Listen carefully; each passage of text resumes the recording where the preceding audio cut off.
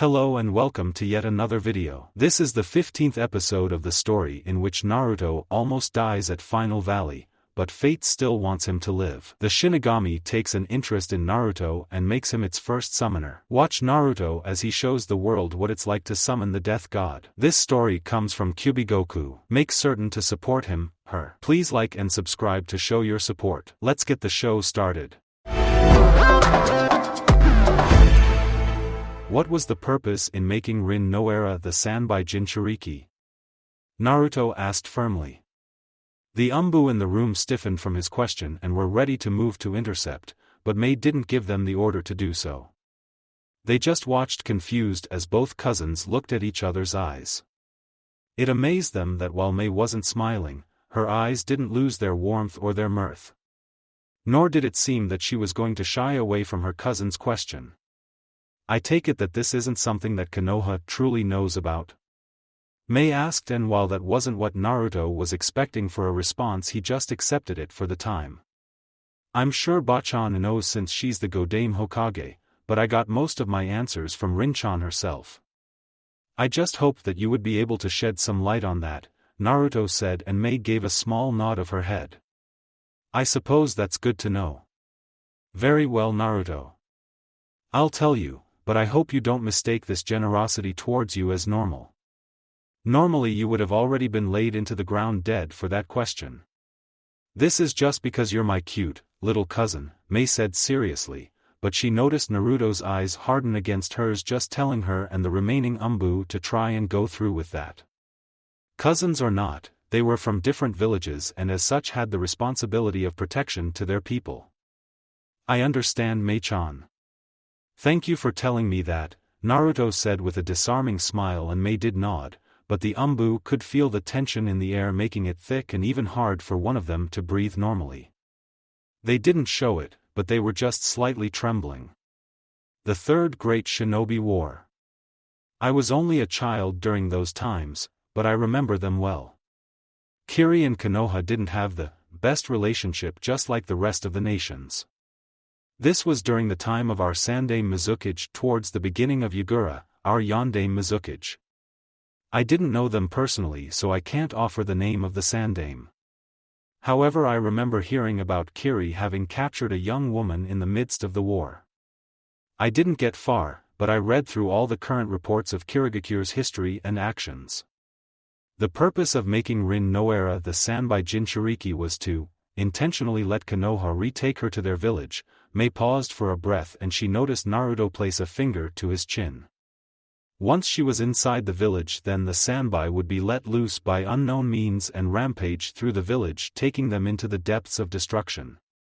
Obviously this plan failed because we never predicted that Kakashi Hatake would kill Rin Noara to protect the village, Mei said with her hands clenched together, but she noticed Naruto shake his head back and forth. That wasn't it. Kakashi-sensei refused to kill her. It took some work from them both, but I got nearly everything out about them. He didn't want her life to end just like one of his former teammates.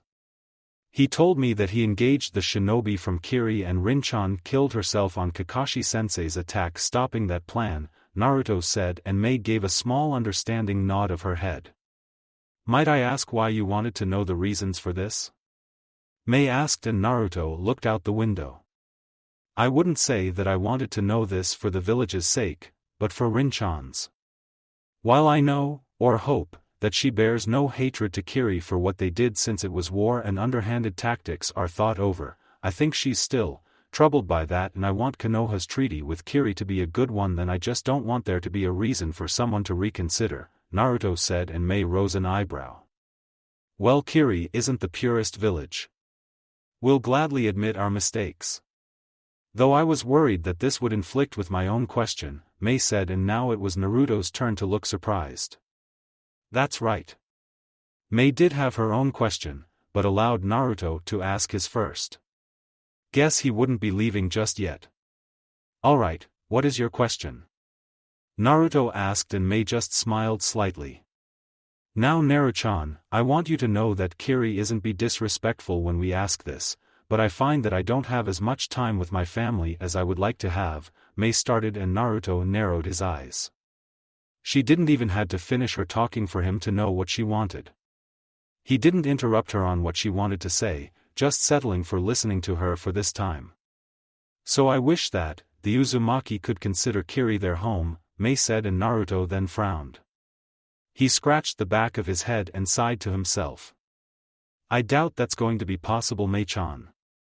The Uzumaki clan is already a noble clan in Konoha, but honestly it's not my call to make. I'm not the clan head. Ka-chan is, Naruto said, and Mei chuckled to herself. However, you are a clan heir, Naruto-kun. Just pass it to Kushi-chan if you can for me. I just want to know that my family is well within Konoha, Mei said while Naruto raised an eyebrow. Yeah, that's fine I guess. I didn't even know so many of us existed to about nearly a year ago, but it's been the best year of my life. Sure, I'll pass it to Ka-chan, though if we both know her then we'll know her answer to that, Naruto said, and Mei couldn't fault that logic. After all, Naruto was just like his mother. Well, I suppose we have nothing more to talk about, Naruto-chan. I'll see you later for our meeting, Mei said with a wink, and Naruto felt a shiver go down his spine before he bowed and then quickly left the office while Mei chuckled to himself. He's still got that innocent face about him, Mei said to herself before moving on to her work. Meanwhile, Naruto left the Mizukage mansion and entered the streets before he felt a tap on his shoulder. The blonde turned around, but noticed no one in sight.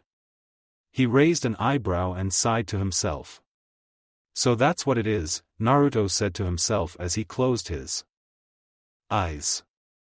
They filled with Honshu, and Naruto noticed the person behind him getting a wide eye from him. See Chiriku-san? Naruto asked while Chiriku nodded with a slight smile of his face. I understand now just how special you are, Shikio-sama. I also now realize that power that I felt from Kushina-san and Mikoto-san. It was your doing, the monk said, and Naruto turned around. How did you die? We met you only 6 months ago, Naruto said while Chiriku frowned.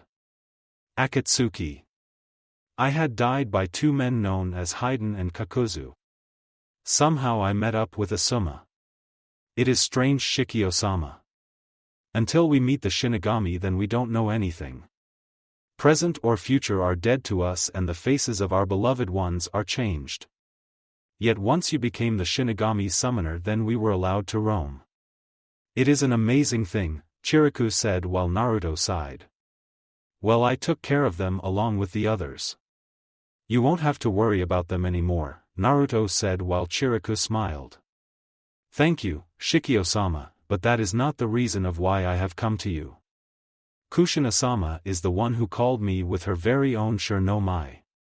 She only has 3 personal summons including myself. It will be interesting when you meet them later.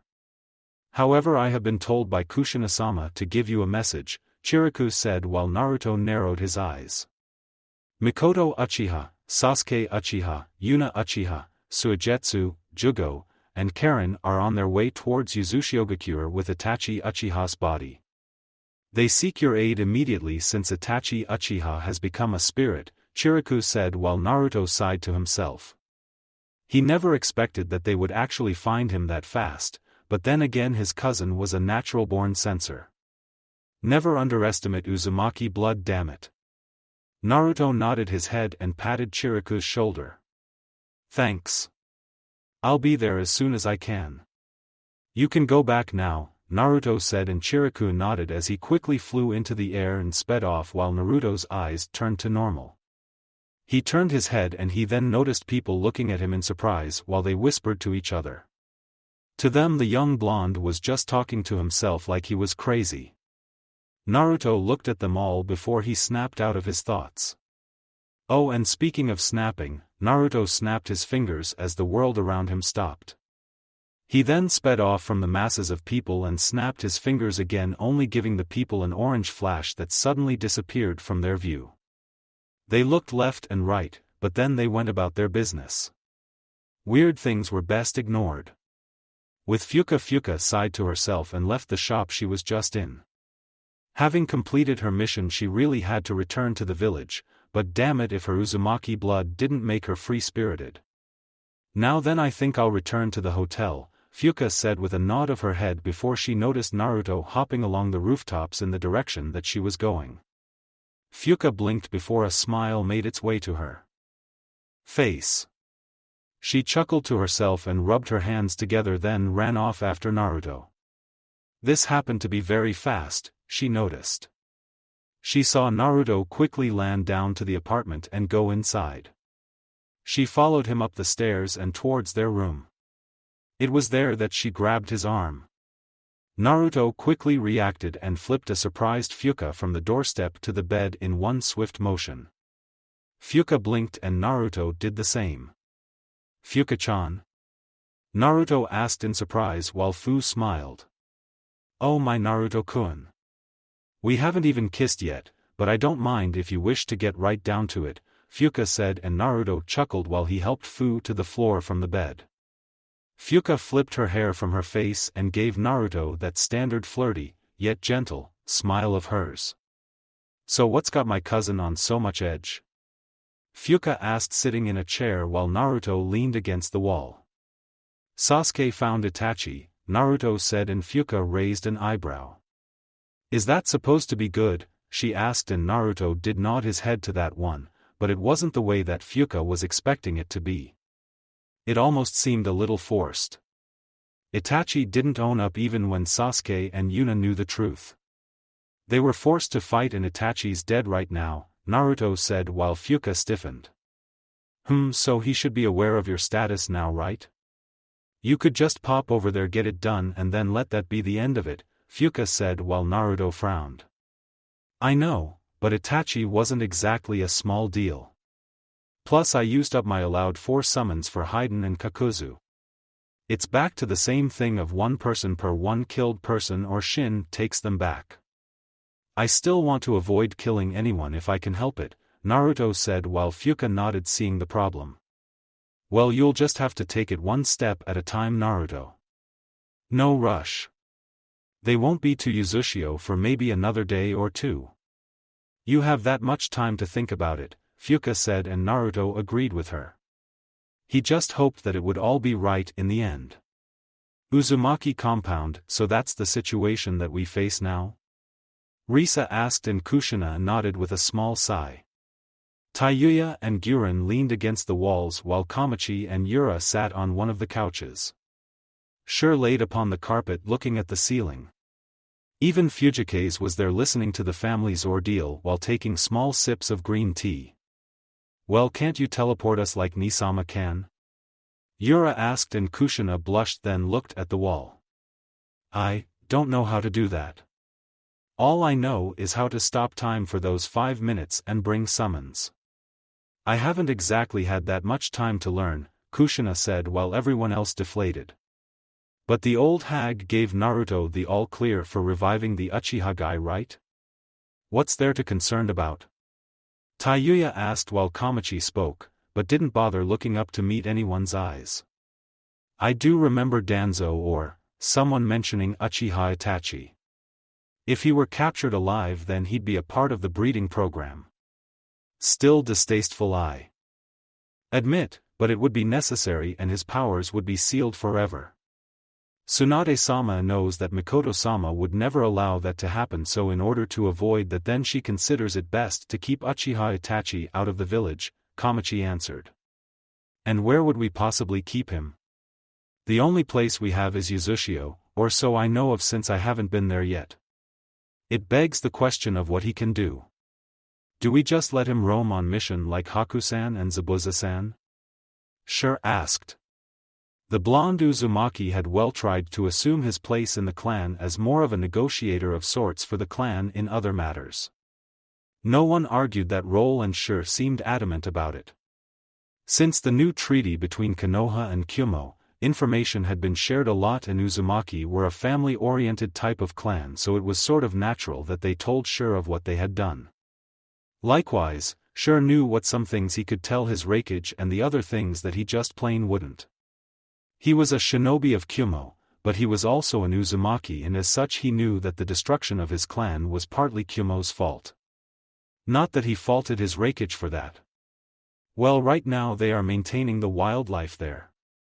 As it stands, Haku told me that wave comes to us so much that she, Zabuza and Rin decided to build a trade port as well as dock. I gave Tazuna the times on when the whirlpools are the least threatening to attempt trade if a Uzumaki isn't with them, in which most cases we aren't. I have also heard just a few recent things that some citizens of Wave, with our approval, plan to move towards Uzushiogakure since we were renowned for our fishing spots back when I was a child, Kushina said while everyone else glanced to each other. But isn't that the base for your team? I mean, granted you're not like Umbu in that you have to keep your identities a secret, but can we risk that? Yura asked while Kushina frowned. I honestly don't know. As a team we're all in the bingo book already. It is our island, but I won't stop them from going if they want to. As it stands, we're more of an unknown and rising economy than anything else. It's probably not what we intended, but we make money off it nonetheless. Because of it we can afford most of the things we've got for everyone here, Kushina said before Shur leaned up. But what do we need it for? We have Konoha and Kyumo providing services since the treaty began. Is there a reason for a separate economy? Shur asked. I don't know what I'll do with it yet. However, I would rather like everyone else's opinion on it when we get the chance to meet up again. Speaking of that, Shur, aren't you supposed to be going back to Kyumo now? Kushina asked and Shur sighed. That's right. I'll be leaving soon, but not for very long. I'm just supposed to be delivering some documents, meet with some people and then start off from that. Still no word on Akiko-san. It's been 2-3 weeks since she's been gone. All our searches have turned up negative, Shur said, and Kushina sighed with a slightly disappointed nod. No one said anything after that talk as there didn't seem to be much to be talking about. They all just sat in the room for those few moments before Kushina stood to her feet. Yura, Risa, I'm going to need the both of you. We're heading to Uzushio on short notice. I'm sure that Mikoto and the others will be landing soon, so we'd better get there. Guren, you're in charge of the clan while I'm gone, Kushina said as she walked out the door while Guren just nodded absently. Risa followed her cousin out and so did Yura. Then everything else kicked off as Kamachi went back into the basement. Shur went on his way towards the Konoha gates to leave for Kumogakure while Tayuya decided to read the body flowchart once again to appease her mother as well as not get bashed over the head again. God, she hated that. Fujikaze leaned up from where he was and rubbed his long black hair. He then gently set his teacup down and walked out into the forest. I think I will pay my little brother a visit, Fujikaze said before he went after Shur to give the blonde Uzumaki some company for at least part of his journey. Uzushiogakure, if Mikoto could say at least one thing for the things about the sea, was that she was thankful for its ever-changing wind patterns. Because of the strong currents, their ship had moved a lot faster and they reached Uzushio as easily as they could. Luckily, they had Karen with them to open and close the whirlpools to the mainland that housed their actions. We'll be reaching the land soon, Mikoto announced, and everyone quickly nodded as Jugo moved to collect Itachi's body. He picked up the dead, for now, Uchiha and laid him on his back. Karen groaned and opened her eyes while Yuna shook Sasuke to wake up the Uchiha. Sasuke opened his eyes and stood to his feet, and as their ship entered the island everyone was quite surprised that they noticed a small dock as well as about 7 ships along the coastline. Intruders? Sasuke asked, getting his sword ready. Yuna and Mikoto narrowed their eyes as their ship docked. They quickly reached the beach and then made their way towards the village. Once they appeared through the large doors, the sight surprised them as they saw people walking the streets and laughing with each other. Merchants were talking and the team could even see some small shops with kids playing in the streets while parents and adults conversed with each other. What is this? Karen asked and Mikoto shook his head. Karen, hone in on the chakra signature for either Rin-san, Zabuza-san, or Haku-san. We need to find them, Mikoto said, and Karen nodded as she closed her eyes. She quickly searched around the area for the other inhabitants before opening her eyes. They are just up further ahead from where we are. Near our houses, but what are all these people doing here? Karen asked. As she had known it, this was the Uzumaki homeland and the whirlpools should have blocked the people off unless other Uzumaki was able to open it for them, but with most of them in Konoha, her here and Naruto with Yuri, Yukimaru, and Fuka in Kiri, then how did this open? The team of 6 walked through the streets and quickly left the laughing and talking civilians behind and entered into the more common areas of where their houses were. Thankfully it wasn't far at all for them as Suigetsu moved to open the front door. They all walked inside to the sight of Haku and Zabuza speaking about things before the two came to the attention of the others in the room. Mikoto-san, you're back, Haku said with a soft smile while Mikoto just slightly nodded. Hi Haku-san. What was that outside that we all just saw? Mikoto asked and Haku looked out of the door at what Mikoto was referring to and noted the sudden increase in population.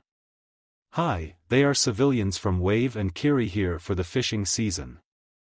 Zabuza-sama and I realized that we have too much space, so I thought to allow people to live near the coastline of Yuzushiogakure. Most have built shops and some are taking up a permanent residency here, Haku said while Sasuke frowned. We're supposed to be a base for Heineken.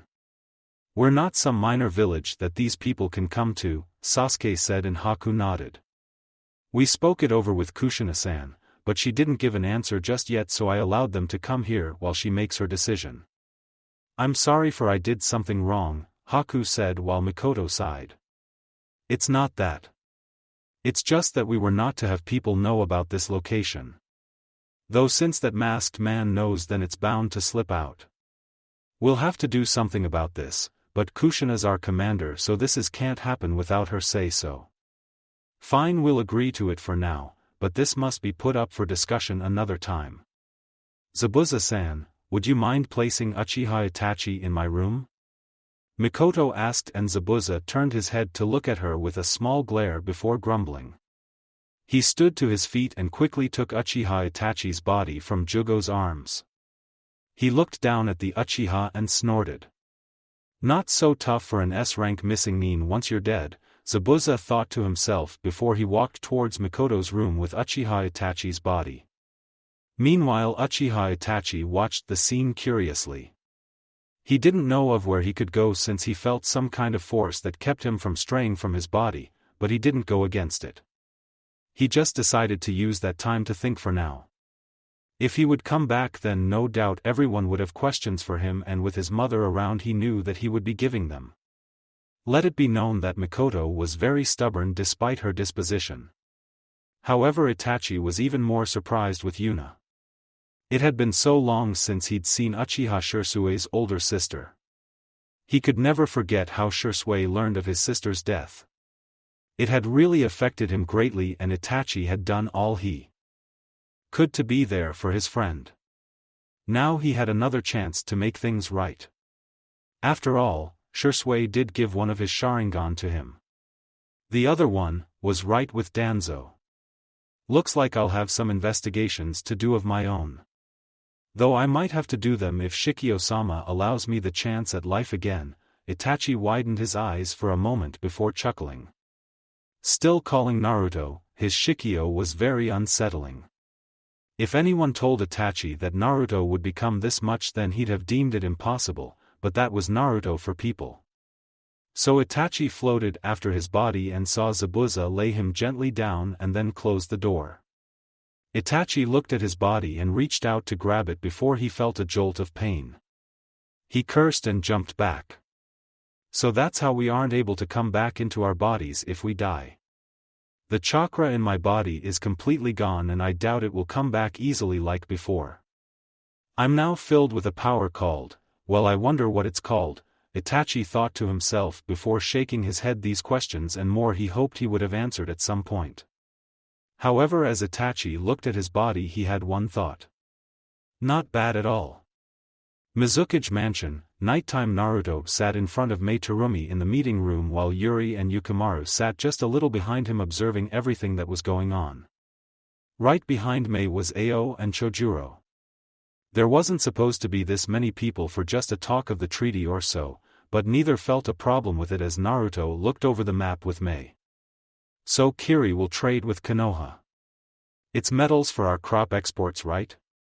Naruto asked and Mei nodded with a smile. Hi, I hear rumors that the food in Konoha is very exquisite and I would love to have my village get a taste of such cuisine. I hope that this isn't an issue, Mei said and Naruto shook his head. Not a problem at all, Mei-chan.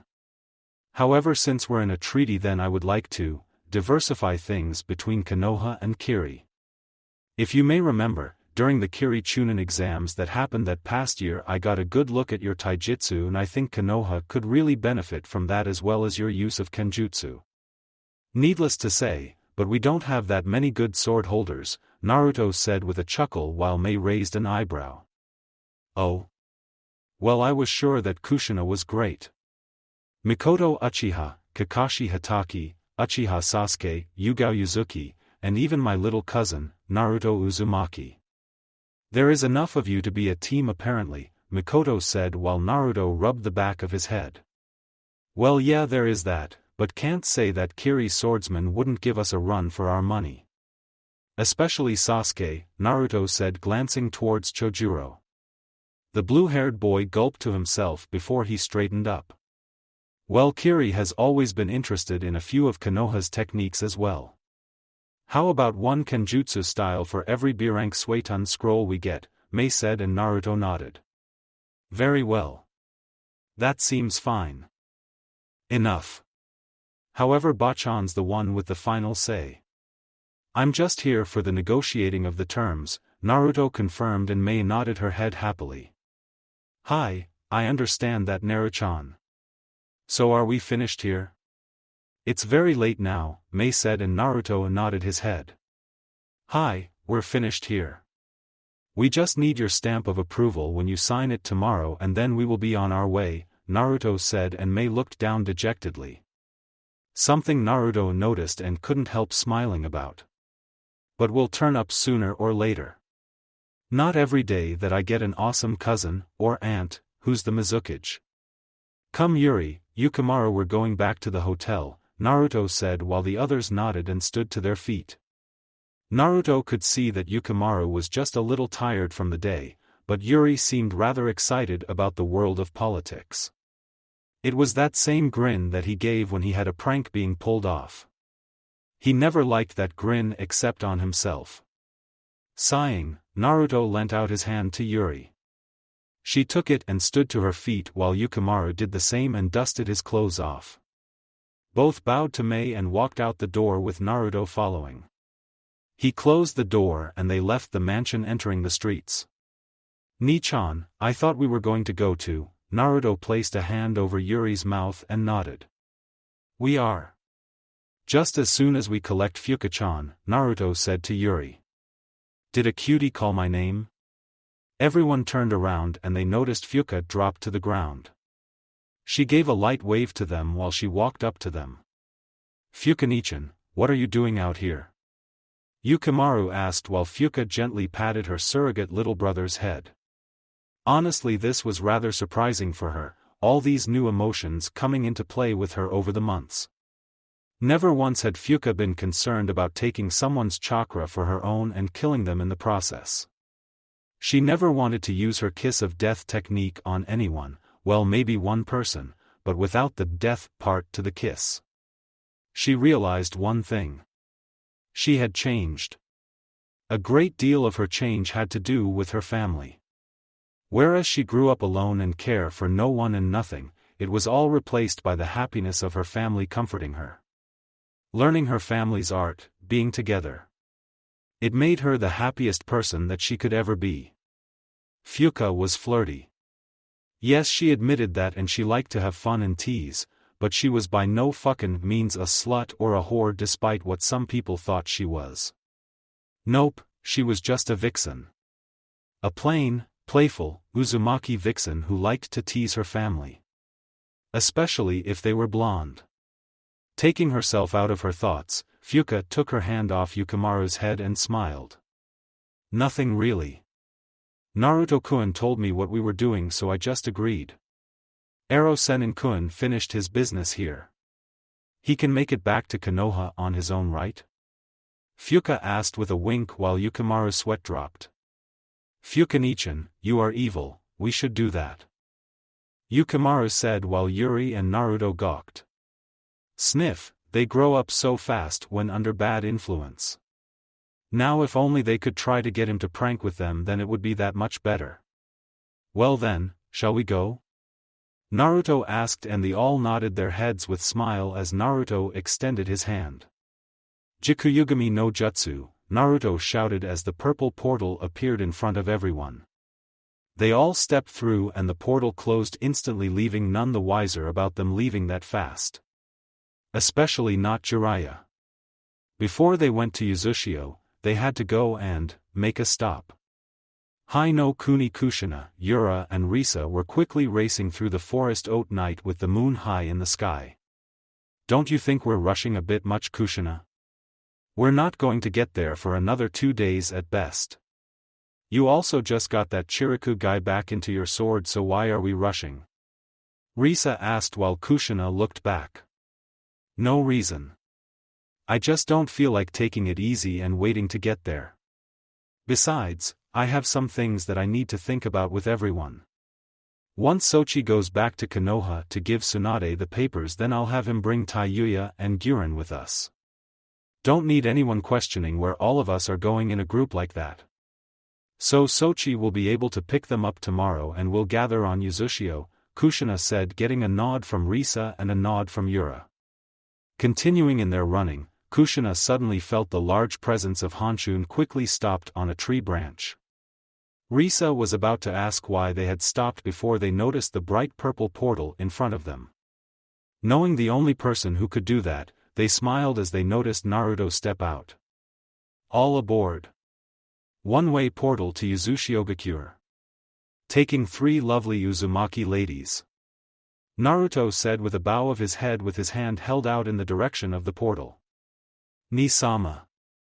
Yura said, surprised to see Naruto in front of them, while Risa and Kushina sported 2 lovely grins on their faces.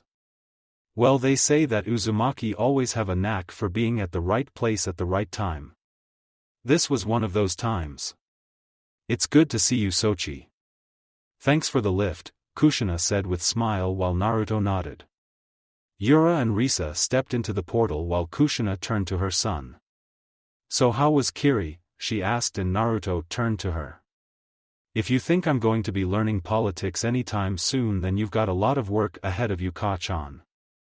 Let's just leave it at that, Naruto said, and this awarded him a melodious snicker from Kushina before she leaned up and kissed Naruto on his cheek.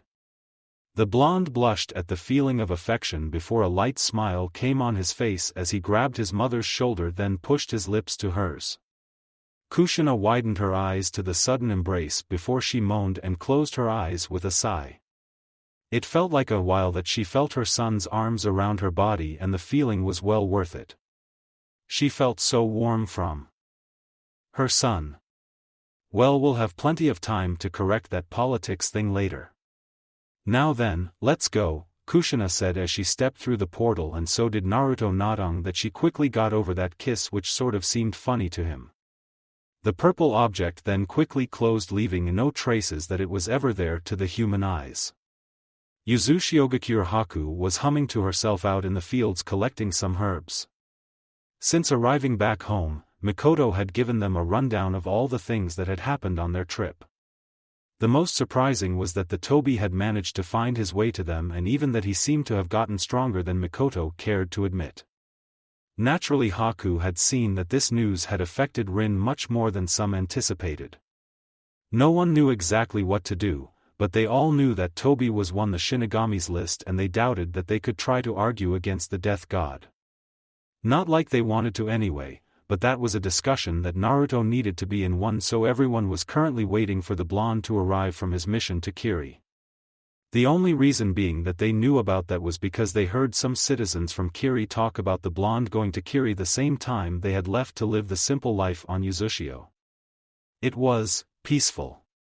Haku quickly sensed a presence and jumped back quickly, taking out 3 senbon between the creases in her fingers.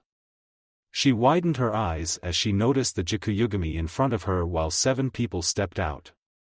Haku blinked as Naruto landed to the ground. Right behind him came Kushina, Yukimaru, Yura, Yuri, Fuka, and Risa, in that order. The Jikuyugami closed and Naruto smiled. "Yo Haku-chan. What are you doing out here?"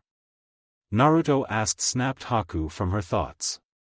That's a question I should be asking you, Shikio-sama," Haku said, noting that Naruto looked just a little taller from the time that she had seen him last, while Naruto looked out and noticed the bright lights that were way past the Uzushiogakure compound houses. Kushina and the others saw those lights also, and Kushina turned to look at Haku for an explanation. Civilians moved in?" Haku asked with uncertainty in her voice while Kushina sighed and pinched the bridge of her nose. "When did that happen?" Yukimaru asked while Haku scratched her cheek. "A week or 2 ago, before you all left. Kushina-san and I were discussing it. I just decided to let it happen. I'm sorry if I did something wrong," Haku said, and Kushina slumped her shoulders. "It was late. There was no need to be worrying about all of this right now. Forget it. We'll deal with that another time." "Who else is here at the houses?" Kushina asked, and Haku blinked. Zabuza-sama and Rin-san are still here. Mikoto-san, Sasuke-san, Yuna-san and their team came back just over a few hours ago. Zabuza-sama has placed Itachi-san's body in Mikoto-san's room, Haku spoke while Naruto folded his arms. Everyone glanced to him while Naruto held his head down. He still didn't have a plan of action as concerning Itachi's own payment, but he had a week to figure it out. He hoped he would come up with something in that time. "Alright then, let's go back to the house," Naruto said, and everyone nodded their heads as they followed him back. Thankfully the walk back wasn't long at all, as everyone quickly came into the main house where most of the members congregated. Opening the sliding door drew everyone's attention as they noticed Naruto come through. "Shikio-sama," Yuna said, surprised, while Sasuke gave a snorted chuckle. Mikoto smiled as the others came through the door as well. "Well, if this isn't a surprise," Mikoto said, while Kushina and Risa appeared along with Yura, Yuri, Yukimaru and Haku right behind them.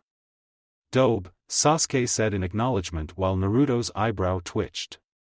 "Team," Naruto acknowledged back while Yuna, Kushina and Mikoto sighed. Those two would never get over that if they could help it. Entering and deciding to get it over with, Naruto turned to Mikoto and gave her a nod. "So where is Itachi?" Naruto asked as Yuna and Sasuke stiffened. They nodded and Yuna bumped Sasuke's shoulder. The young Uchiha grumbled to himself and stood to his feet. Sasuke growled and gritted his teeth, getting everyone confused before he bowed to Naruto. "Please revive Uchiha Itachi, Naruto. I need answers and he's the only one who can provide them," Sasuke said through gritted teeth. Yuna's sweat dropped, but she had to give Sasuke an A for effort, as did the others. Naruto looked at Sasuke for a few minutes before chuckling. Much to Sasuke's surprise, the blonde patted his shoulder and walked past him. "Come on, Sasuke. Let's go see what answers you can be satisfied with from Itachi," Naruto said, and Sasuke widened his eyes. He saw Naruto pass him with Mikoto escorting Naruto to her room. Sasuke followed after him, as did Yuna. Suigetsu and Jugo watched him go off, but Karen was much more interested, so she got up and followed. Zabuza just watched them go with a complacent look on his face. Mikoto opened the door to her room and Naruto walked inside and had only one word for it. Clean, very, very clean. It was of course clean because Kushina told Naruto that Mikoto was sometimes a neat freak and never knew how much was too much. However, he didn't mind that. He kept his room clean as well. Not as clean as this, but he didn't slack in it. Flickering on the light switch, thanks to Mikoto, Naruto turned his head slightly and noticed Itachi's body laying on the soft bed. His eyes closed, body still just as the hours that Zabuza had left him. Naruto walked over Uchiha Itachi and chuckled. He found the irony of it all. Back when he was a kid, this was the man who had caused so many problems for not only himself but for Sasuke as well. The never one reason why he had to get stronger and why Sasuke left the village. Now he was about to save his life and give him a new one. Naruto didn't know what to think about this. Itachi looked at Naruto from where he was floating and bowed his head. I'm not worth the effort, Shikio-sama, but if there is even a small chance that I can be of help to you as well as apologize properly, then I will do that, Itachi said, looking down while Naruto touched Itachi's cheek. He's cold. Well, considering how long it's been, then I suppose that's accurate, Naruto thought to himself and quickly unsealed his sword. Much to everyone's surprise, he quickly stabbed Itachi's chest. Sasuke was ready to shout at Naruto, but Yuna steadied his hand while Sasuke looked back anxiously. Uchiha Itachi, son of Uchiha Mikoto, and brother of Uchiha Sasuke. I am your Shikio by the power granted to me through the Shinigami. I give you life. Never waste it and accept it. Open your eyes. Naruto said, and everyone noticed Itachi's body encased in a white fire while Itachi himself felt his entire being forcefully pulled into his body. There wasn't rejection like last time. Only genuine acceptance as he felt his chakra network replaced. His chakra coils enlarged ever so slightly. If once was a Hyuga, then they could see Itachi's network color was no longer blue like normal people's, but pure white like an eternal flame that resonated inside his body. The fire didn't burn, but it was warm. Everyone felt it, but they knew it wasn't dangerous. The flames faded and far away the Shinigami felt power leave his body that was transferred to Naruto's. He looked out into the distance and narrowed his eyes. One person per every revived person.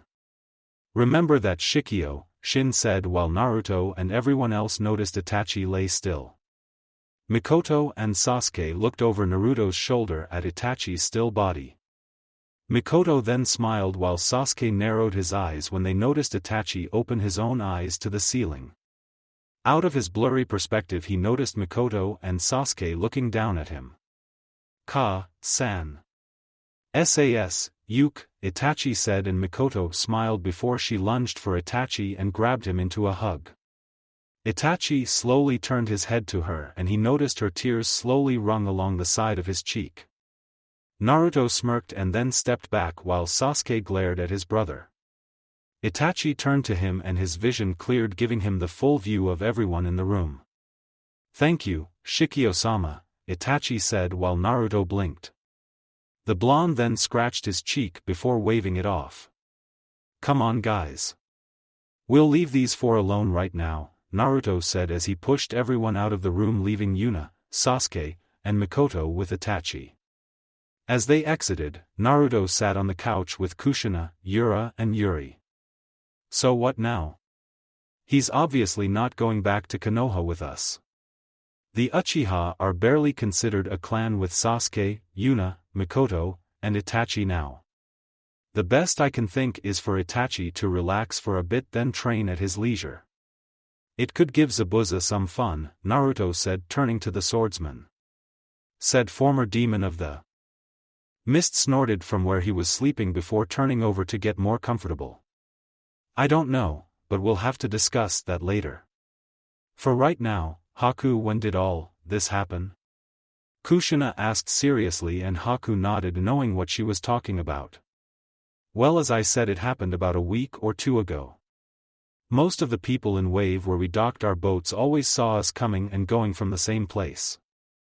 I take it most were curious about why Tazuna-san sent you that scroll stating about the rumors of Uzushio, and you told him when the whirlpools were the weakest when they could fish and trade, those things like that. The entire country took to that and nearly all fishermen sailed out to here. The island isn't owned by Konoha, so they didn't see a reason to not come. They found Zabuza-sama and myself along with Rin-san. We told them that, the Uzumaki clan were the holders of the island and they allowed use. So the people build shops, businesses, and other things. They asked us for permission, so I was busy looking over documents and the like. They are separated from us by about a mile of land. The same thing came with Kiri civilians looking for trade, Haku explained, and Kushina leaned back. That's going to be tough to explain, but you are right. We can't really deny them access to the island because it isn't owned by anyone, or, at least it wasn't until you named us as the holders. This is going to spread out. I can see too much more than we've seen, Kushina said while Naruto placed a finger to his chin. Right now as a whole Heineken has enough money from the bingo book, our missions, and this island's revenue to bring us to the site of being a small village. Ka-chan, I don't really see any harm in it. We'll just have to be more careful about our activities, Naruto said, and while Kushina was reluctant to agree with that sort of logic, she couldn't find the room to complain about it. So, we're a village? Yuri asked, tilting her head to the side. In the eyes of the world, yes and no. As far as the world is concerned, this is just a tourist attraction made to bring in money. However, if they realize, when they realize that this is held by the Uzumaki clan, then we really will be considered a village and the daimyo is going to want to see us to bring us to an agreement and too many other complications will be happening, Kushina said with a tired sigh. Well, we'll just have to handle it all one at a time. My only worry here is how is Konoha going to take us making something like this? Most are already on edge with Foxy here for his status. What do you think we should do? Fuka asked and everyone glanced to each other. Well, if we manage them then that would be fine. I managed for Orochimaru before he died and I left. I'm sure I could keep a few civilians in line, Karen said with a tired grin. They turned to her and Naruto looked up at the ceiling. Then that's what we'll have to do, otherwise we're not really going to work out that well. Nice save, Karen-chan. Naruto said with a thumbs up while Karen stiffened and looked away fast, not allowing Naruto to see the small blush that stained her cheeks. Why yeah, sure, she said, and everyone heard walking in the halls. They all noticed Itachi come out of the halls in some of Sasuke's spare clothes with said younger brother, Yuna, and Mikoto right behind him. No one said anything as they watched Itachi sit in a chair. It was kind of tense and no one knew what to say to him. Itachi could read the atmosphere and tell that everyone was uncomfortable with him around. He didn't fault them for that. In fact, he just seemed to understand why they were this way. So Itachi folded his arms and leaned forward into the chair. Ka-san told me about everything and Konoha's decision. I find it more appropriate that way, but this night I will answer any and all questions that anyone has for me to the best of my ability, Itachi said suddenly. Everyone turned to each other. Well, this question is for both you and Mikoto, since Sasuke was old enough to know and Yuna was, in the other realm. Where were the Uchiha during the Kyuubi attack? Kushina asked suddenly while Mikoto seemed confused. Itachi took a deep breath and closed his eyes. He turned to Naruto and the blonde's eyes told him to speak the truth. However, Itachi also realized that Naruto's eyes casted a technique and Itachi knew that what was going to come out of his mouth was the truth. Naruto had that much control over the spirit realm. He could force any one of them to tell the truth. A frightening thought, Itachi figured. That I cannot answer, Kushina-san, because I don't know where we went. I was blindfolded, and since I had Sasuke with me the night of the Kyuubi attack, then I wasn't allowed access along with the other young Uchiha, Itachi spoke honestly. He's telling the truth, Naruto said, causing everyone to glance to him. How do you know that, Ni-san? Yuri asked while Naruto turned to her. It's one of my earlier gifts from Shin. I can force a spirit or revived person to tell me the truth and they will comply with it. Whether or not they want to, but thankfully I didn't have to do that. Itachi knows I could, but I'm doing a benefit of the doubt thing. Ero Sennin taught me how to differentiate lies between comrades and foes, Naruto explained while everyone stopped their exasperated breaths and turned back to Itachi, who seemed just a little surprised that Naruto didn't assert his authority as his Shikyo over him. He figured that while this Naruto was different, like vastly different from the one he met those years ago, Naruto was still a person that didn't like exerting force on someone if it wasn't needed. Something Itachi greatly admired about the blonde, as he found that to be a trait in all of the former Hokage from Shodame to Yondame. Godame was, if he had to be blunt, not that way and had more than a little irresponsible temper. Hi Shikyo-sama. I shall continue then, Itachi said before Mikoto patted his shoulder. Wait, I think I can at least answer that question. It's the least I can do for what Naruto has done for my family, Mikoto said, not using the regular Shikyo suffix since she knew how much Naruto never really cared for it, getting Itachi to turn to her. Sasuke and Yuna raised their eyebrows at the sudden willingness from Mikoto, but none commented on it. Also, since everyone was in the living room, Zabuza had decided to stay awake and listen while pretending to sleep. Suigetsu, Jugo, and Karen were listening as well, but Karen was listening with more intent than the others. Those 16 years, Fugaku and the male Uchiha left the village. Only the women were there. We had seen the Kyuubi attacking the village. Myself along with the others moved to help with the efforts, but we couldn't leave. For some reason an advanced Fuinjutsu kept us from leaving the compound. We weren't sure, but none of us could break it. We tried to find the source of the barrier to let us leave, but all we noticed was a set of 3 lone Umbu. We asked them what they were doing, but they never spoke to us at all. I had wondered where Itachi went, but all I found was Sasuke sleeping in his cradle with Itachi gone. We tried relentlessly to get out, but we never succeeded and could only watch as Kyuubi rampaged through the village, but we also noticed that it was under a genjutsu. None of us were expert sealing users, so we weren't nearly strong enough to do something like break it down. However, I still remember those Umbu. They weren't big at all. No, they were about 5 years ahead of Itachi's age and then some. They kept us there for the duration, Mikoto said, and everyone watched as Naruto growled and stabbed the ground with his sword. Uchiha Fugaku, husband of Mikoto, father of Uchiha Itachi and Uchiha Sasuke, present yourself. Naruto ordered, and instantly Fugaku appeared before Naruto with his head bowed. When Fugaku stared up, he noted Naruto's heated glare down at him. The old Uchiha grimaced, but he tried to remain as stoic as possible.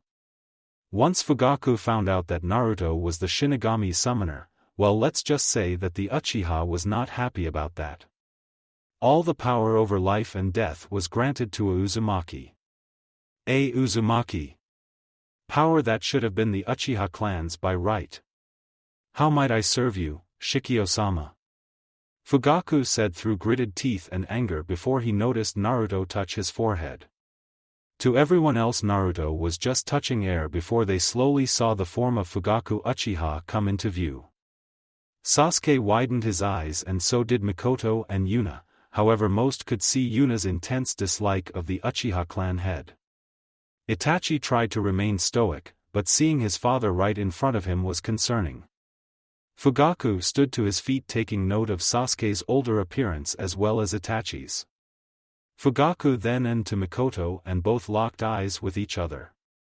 They seemed to be having an internal struggle before they broke their stares. Fugaku then noticed Kushina and gave a short curse. So she was revived also. Damn it, Fugaku thought to himself. He then noticed Yuna. He could see Yuna's complete disapproval of not just him, but the entire clan.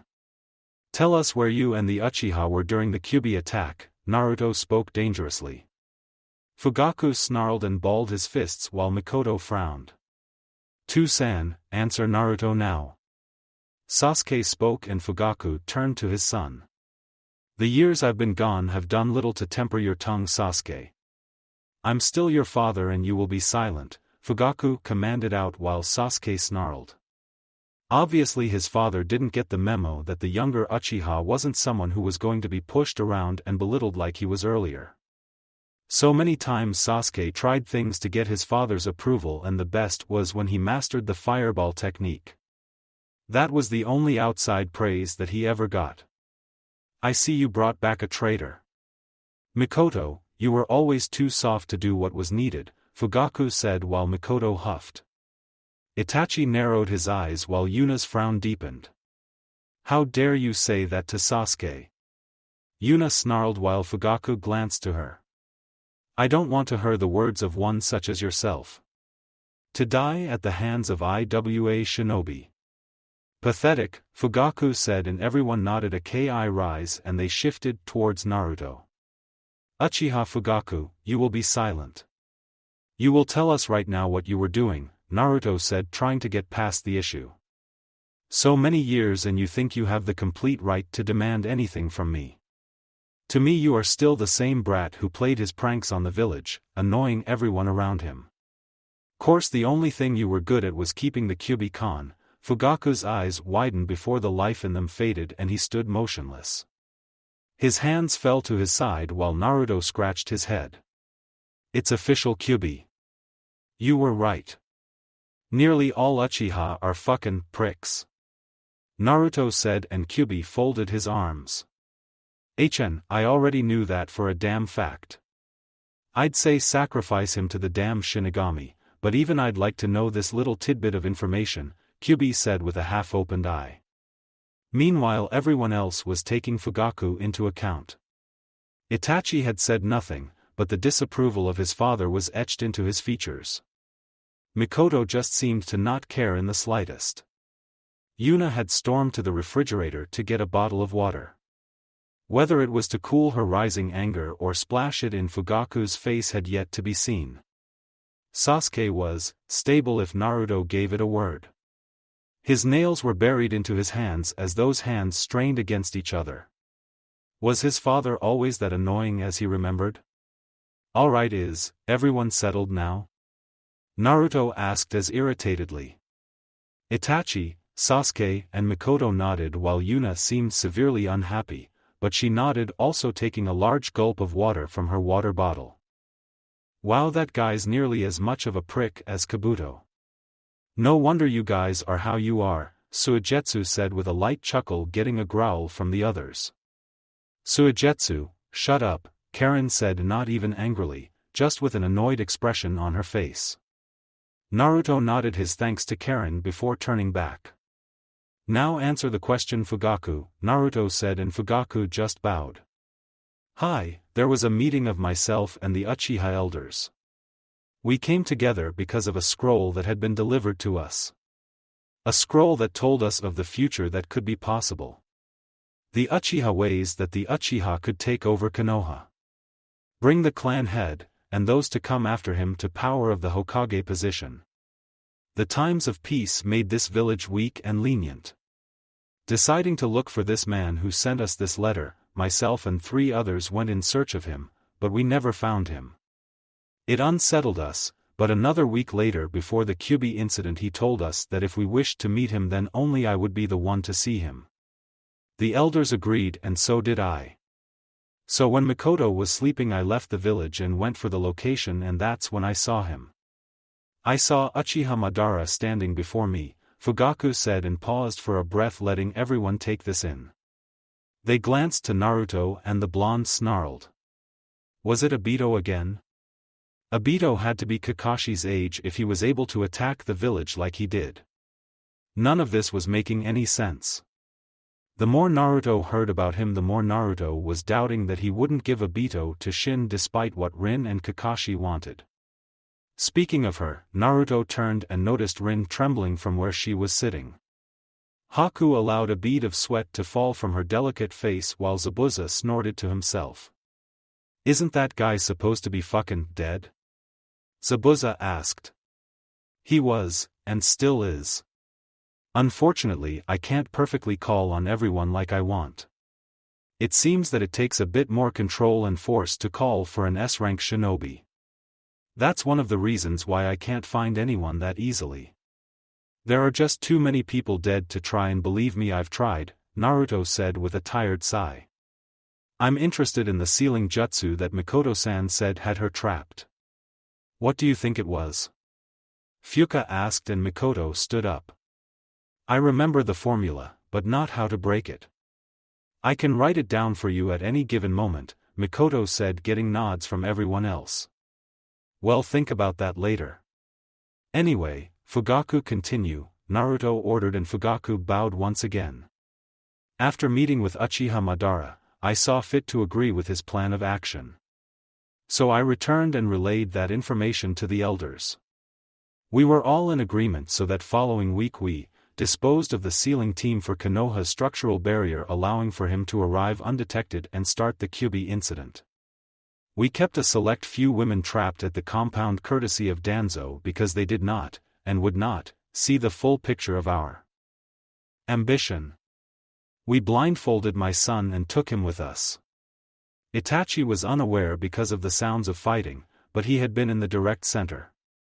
I did this to get him used to the sounds of fighting, to grow him into the type of Uchiha could lead this clan to greatness, but Itachi grew too washy. Not to mention there was also another problem. Uchiha Yuna, she was too close to Itachi, as well as Uchiha Shisui, so in her career one of us placed a genjutsu over the mission collectors. That she and her team be given a mission to IWA, Fugaku said, and Yuna widened her eyes. You son of a bitch! Yuna shouted as she lunged for Fugaku, but she passed through him effortlessly and punched the wall. Sasuke gasped while Itachi frowned, but Fugaku continued on. So I settled for making Sasuke as powerful as I could. When he learned the Uchiha clan's rite of passage, then I knew he was on the trek to continue our plans, Fugaku said while Naruto raised an eyebrow. What's the Uchiha clan's rite of passage? Naruto asked, and Sasuke snarled. A boy is deemed a man when he has learned the grand fireball technique in view of someone else from the clan, the Uchiha answered, and Naruto nodded while Fugaku continued on. With our plan came the ultimate sacrifice. We faked the planning of a coup. As we suspected, Itachi had known about it, but we feigned ignorance. Just like we wanted, Itachi tasked himself with the destruction of our clan when he told the Sandaime. He killed everyone that night. Mikoto and I went willingly, and we were sure that Itachi would want Sasuke to avenge our clan through hatred. That's what we wanted. Then Itachi would join Akatsuki while Sasuke's hatred grew more and more. He would kill Itachi as the ruler of the clan. After that he would rebuild it with whomever he wanted, continue to train, take the Hokage position, and bring the Uchiha name glory and power for untold generations. All Uchiha Madara wanted was one thing out of this. He wanted the Kyuubi. We had no desire for it, but once we learned who the Kyuubi Jinchuriki was, then we fought vigorously to bring him under our influence, but the Sandaime dodged our attempts left and right. We could do nothing, but then we had an idea. He might not come to us, but that didn't mean that he couldn't hate the village like we wanted him to, Fugaku said while Sasuke widened his eyes. Itachi did the same while Mikoto gasped. The room was silent and Naruto was stunned. Why you didn't? You wouldn't. You released rumors of Nisama's status to the village. The Sandaime made those rumors a reality by confirming it to everyone else, causing his life to become pariah. Yura shouted, standing to her feet. Fugaku just nodded and not speaking, while Kushina fell back in shock, and the same could be said for Itachi. This was planned? Everything? The coup was a fake? Itachi asked, and Fugaku nodded. What about all those meetings? Those investigations into my suspicious activities? Even me. Ending Uchiha Shisui, Itachi said to Fugaku's back, but the man answered anyway. Uchiha Shisui, he was a problem as well. So we struck a deal with Shimura Danzo.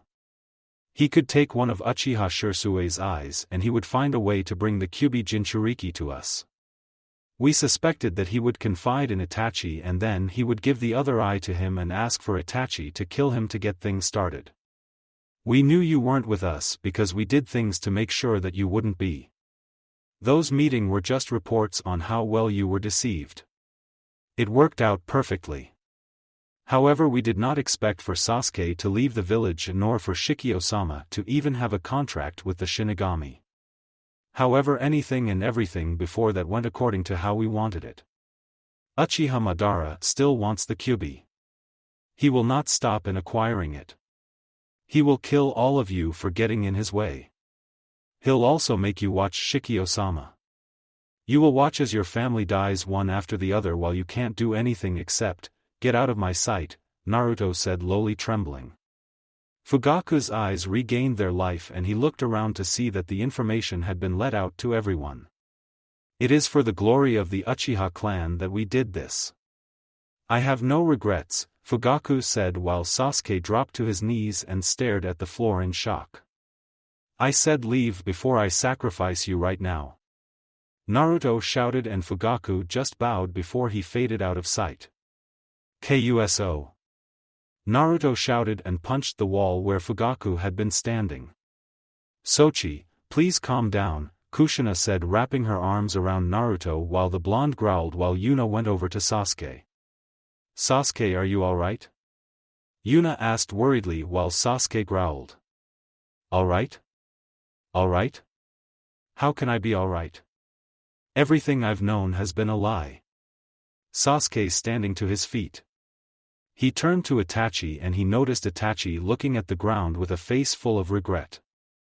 Fuka frowned and so did Yukimaru, Yuri and Yura. "It's my fault." Everyone turned to Itachi and they saw him with his eyes closed. "Everything I did." It didn't surprise any of them.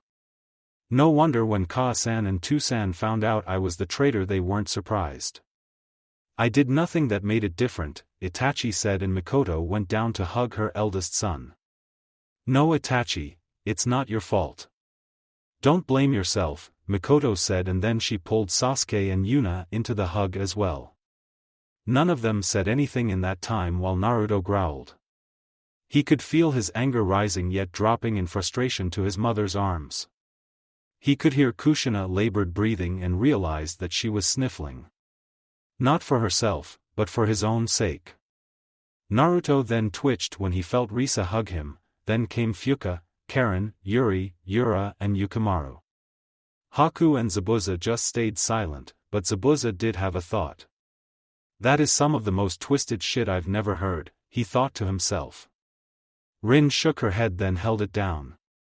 "Jugo." And Suigetsu glanced to each other, but didn't say anything. The sounds of the faucet dripping water was the only sound heard by anyone. Suigetsu grumbled before he stood to his feet from the table and turned the knob, stopping it. "Alright, look guys. The asshole's gone. It's late and I don't know about you, but I'm tired. You guys can think about it later. Good night," Suigetsu said and walked towards the door. He opened it and went to his house in the compound. Jugo slowly followed him before bowing to the others then left. "Come on Sasuke, Yuna, Itachi. Let's go to bed. We'll sort it all out later," Mikoto said, pulling Sasuke and Itachi to their feet. Yuna grabbed Sasuke's arm and led them to their rooms while Haku, Zabuza and Rin left as well. This left only the Uzumaki clan members. "Sochi, come on. Let's all go to bed," Kushina said, and Naruto didn't even give her a nod. He just allowed her to pull his arm in the direction of the rooms they all stayed in. Naruto would catalog that as one of the most stressful sleeps he would ever have in his life, or possible afterlife. However, no one noticed a long figure in the tree branches outside of the compound looking over the family before they disappeared, with the night not having their presence known. Somewhere, with Akatsuki. "Wow, so even Itachi-san has bitten the dust, has he? Can't say that I'm surprised. But by Uchiha Sasuke no less.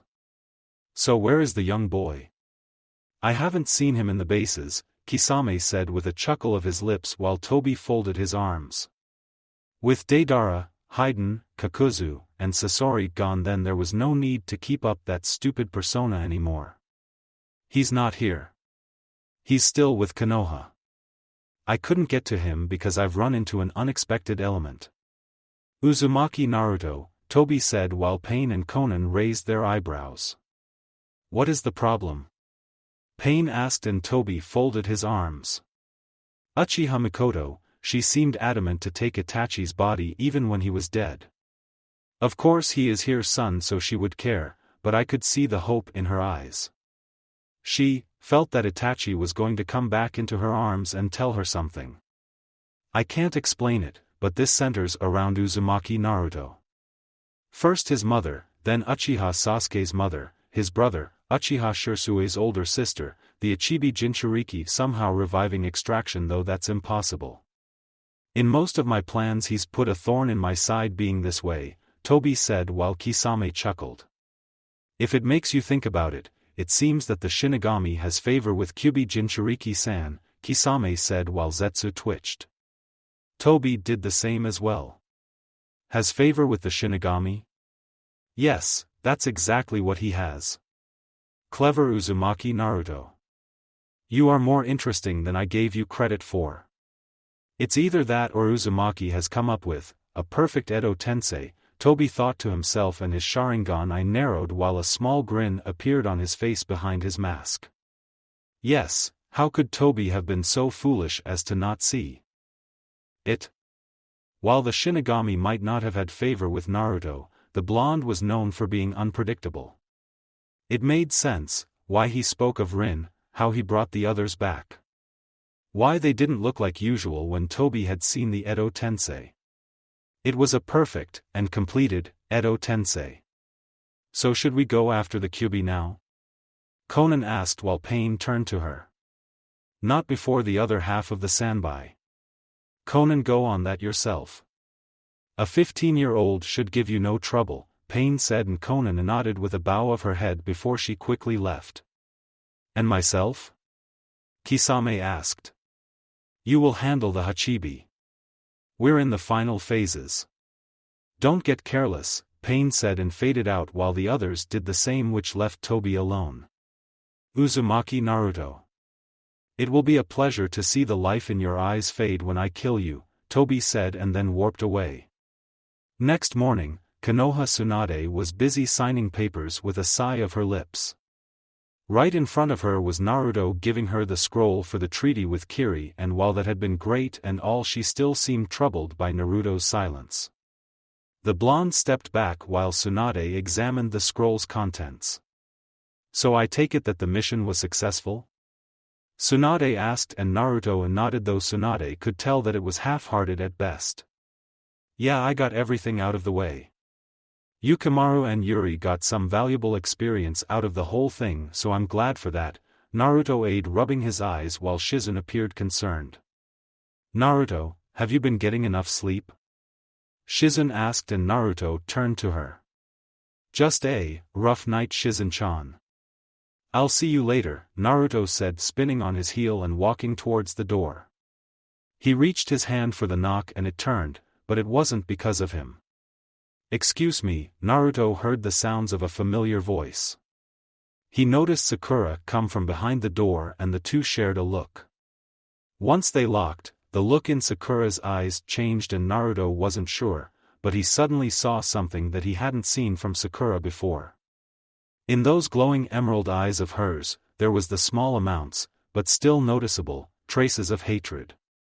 Naruto wasn't sure where exactly this came from, as he never felt Sakura could really be angry with him. Now anger and hatred were different things. Sakura, Naruto said professionally while Sakura gave him a smile. To anyone normal it wasn't a change, but for Naruto it was fake and as different from her usual smiles as night and day. Naruto, Sakura returned before passing him through the door. Naruto looked back for a second before continuing on his way out of the door and through the halls while Sakura began to read off some mission reports. Known to them both, Shizun and Tsunade had seen the action and both couldn't help but feel concerned about the entire ordeal. However, Naruto had left quickly from the mansion and crossed the streets to enter into his home.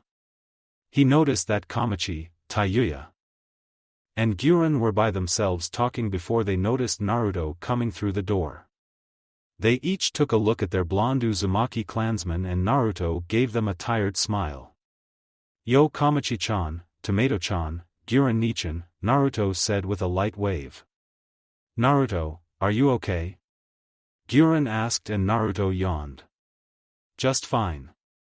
A little tired is all. I'll be fine if I can just get some more sleep, that's all. I just came to get the three of you and take you to Uzushio. We have to talk about some things with the clan and I want to plan out our next plan of action," Naruto said while the three nodded. They stood to their feet while Naruto opened the portal. They walked through it and Naruto quickly closed it right back up, allowing for it to vanish out of sight from the people. Uzushio-gakure Naruto, Taiyuya, Gyuren and Kamachi stepped out of the portal and dropped to the ground. Once they did, they noticed the tense mood. Taiyuya could see everyone sitting trying to sort out their feelings of what they heard last night. Itachi was silently drinking some tea while the sounds of sword hitting tree could be heard outside. Gyuren looked out and noticed that it was Sasuke. Yuna was off to the side watching her cousin/lover let out his frustrations on the vegetation of Uzushio-gakure. Mikoto and Kushina were sitting at the tables just thinking together. Risa was sitting on the couch with Fuka, hands in their laps, not talking. Haku and Zabuza had gone out to buy supplies and Karen locked herself in her study of Naruto's seal. Yuri, Yukimaru and Yura were trying to read some Fuinjutsu material, but it was hard to do so. "Whoa, what happened? Why is everyone so fucking pissed off?" Taiyuya asked and Risa was in too much thought to correct her daughter in her language. "I have to agree with Taiyuya. What's the problem?" Gyuren asked while Kamachi stayed silent. Naruto sat into a chair and gestured for them to do the same, which they did. It was another uncomfortable hour, but Naruto told them all the things that they had learned last night and needless to say, but Taiyuya was floored as was Gyuren. Kamachi didn't give a visible reaction of hatred or any other emotion, but she did in fact feel it. She felt greatly angry with the Uchiha clan save those here. Once Naruto was finished, Taiyuya balled her fists and stood to her feet. "And you didn't fucking give the guy away to your damn summon? The fact that he toyed with nearly all of us is bullshit," Taiyuya said while Naruto frowned. "Trust me, I wanted to, but it didn't feel right. He's already dead. I won't give him the satisfaction of going to Shin knowing that he played all of like we were damn instruments." Naruto snarled out and that seemed to set off an entire chain of reactions. "Uchiha Madara, I'll make him pay," Sasuke said through gritted teeth.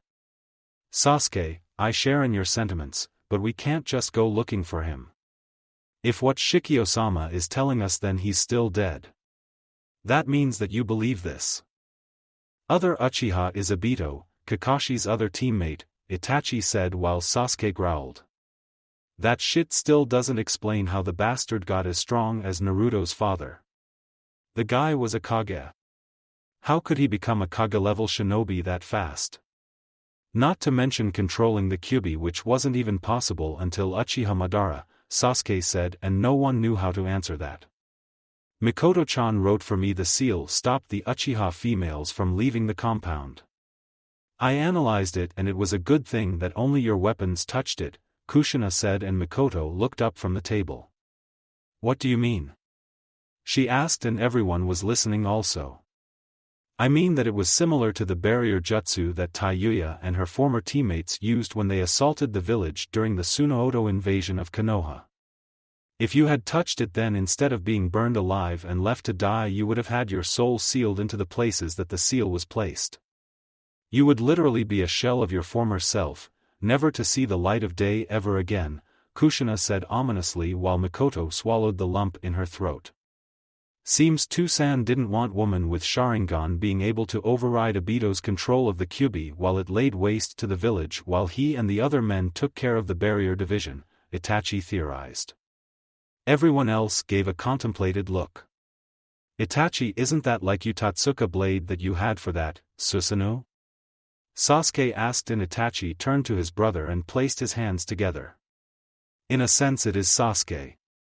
I used it to seal away Orochimaru's remaining power over you, keeping you free from the curse mark, but this is slightly different.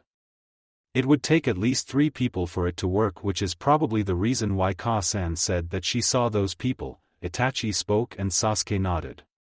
Could I have been one of those people? Everyone turned to Kamachi, who was looking at them all sternly, but they could sort of see the worry etched into her eyes. No, I don't believe that, Kamachi-san. I doubt you were involved in it, so to speak, Mikoto said, and Kamachi allowed her shoulders to slump slightly. Does it matter? In the end we all got played like fools by him. I knew there was a reason why I hated him, Yuna said with a growl before forcing herself to think other thoughts. Well, that's beside the point now. So what are we going to do? Fuka asked, and everyone was silent. No one could say anything to anyone else. They all really just wanted to rid themselves of all of this. Itachi, what can you tell us of Akatsuki? Naruto asked, and Itachi suddenly twitched. Hey, that's right. They're the group hunting me, Nichan, and B-san, right? Why are they doing that anyway? Yuri asked, and Itachi closed his eyes for a second. Believe it or not, but it's to create peace, Itachi said, and everyone just stopped. No, seriously, they stopped everything. They all looked at Itachi in surprise. Bullshit, they're trying to create peace. Tayuya snarled out, but Itachi nodded, disproving her tantrum. Everyone refers to the leader as Leader Sama, or his name respectfully, Pain Sama. There isn't much to know about him, but he's our leader as far as I know. The idea is that the bijou will be collected together and then turned into the ultimate weapon. Akatsuki will sell the weapon during wars, killing millions, and over time people will come to fear it and will stop fighting, bringing peace. He claims that he's a god, Itachi said, and everyone raised their eyebrow. You sure he wasn't high or something when he said that? Tayuya asked curiously, and despite the situation that got a chuckle out of everyone. Well, either way, Kyubi says that this guy's plan is stupid and he knows nothing of the Sage of Six Paths legend, Naruto said, and everyone turned to him. You and Kyubi have a relationship? Itachi asked curiously, and Naruto shrugged his shoulders. As best as I can probably have with the furball.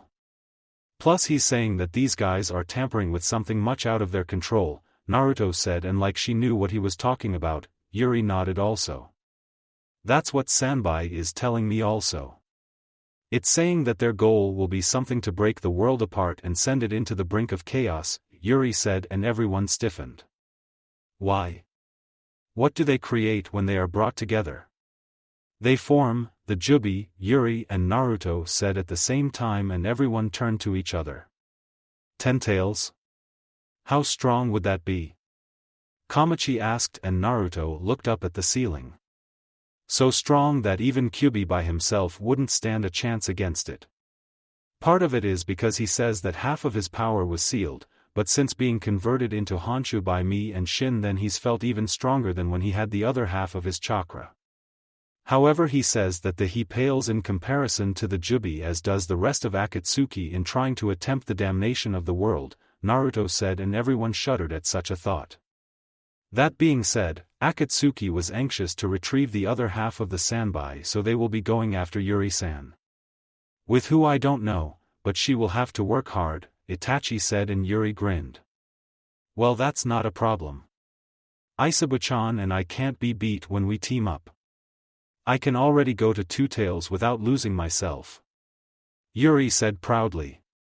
Naruto seemed surprised at her words and turned to her. When did you learn his name?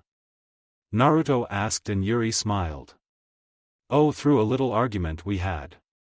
Not really important, but I got a good friend out of it, Yuri said while Sanbai snorted. Good friend, she says, the bijou thought before closing his eyes. What? Since when did you have the time to do that?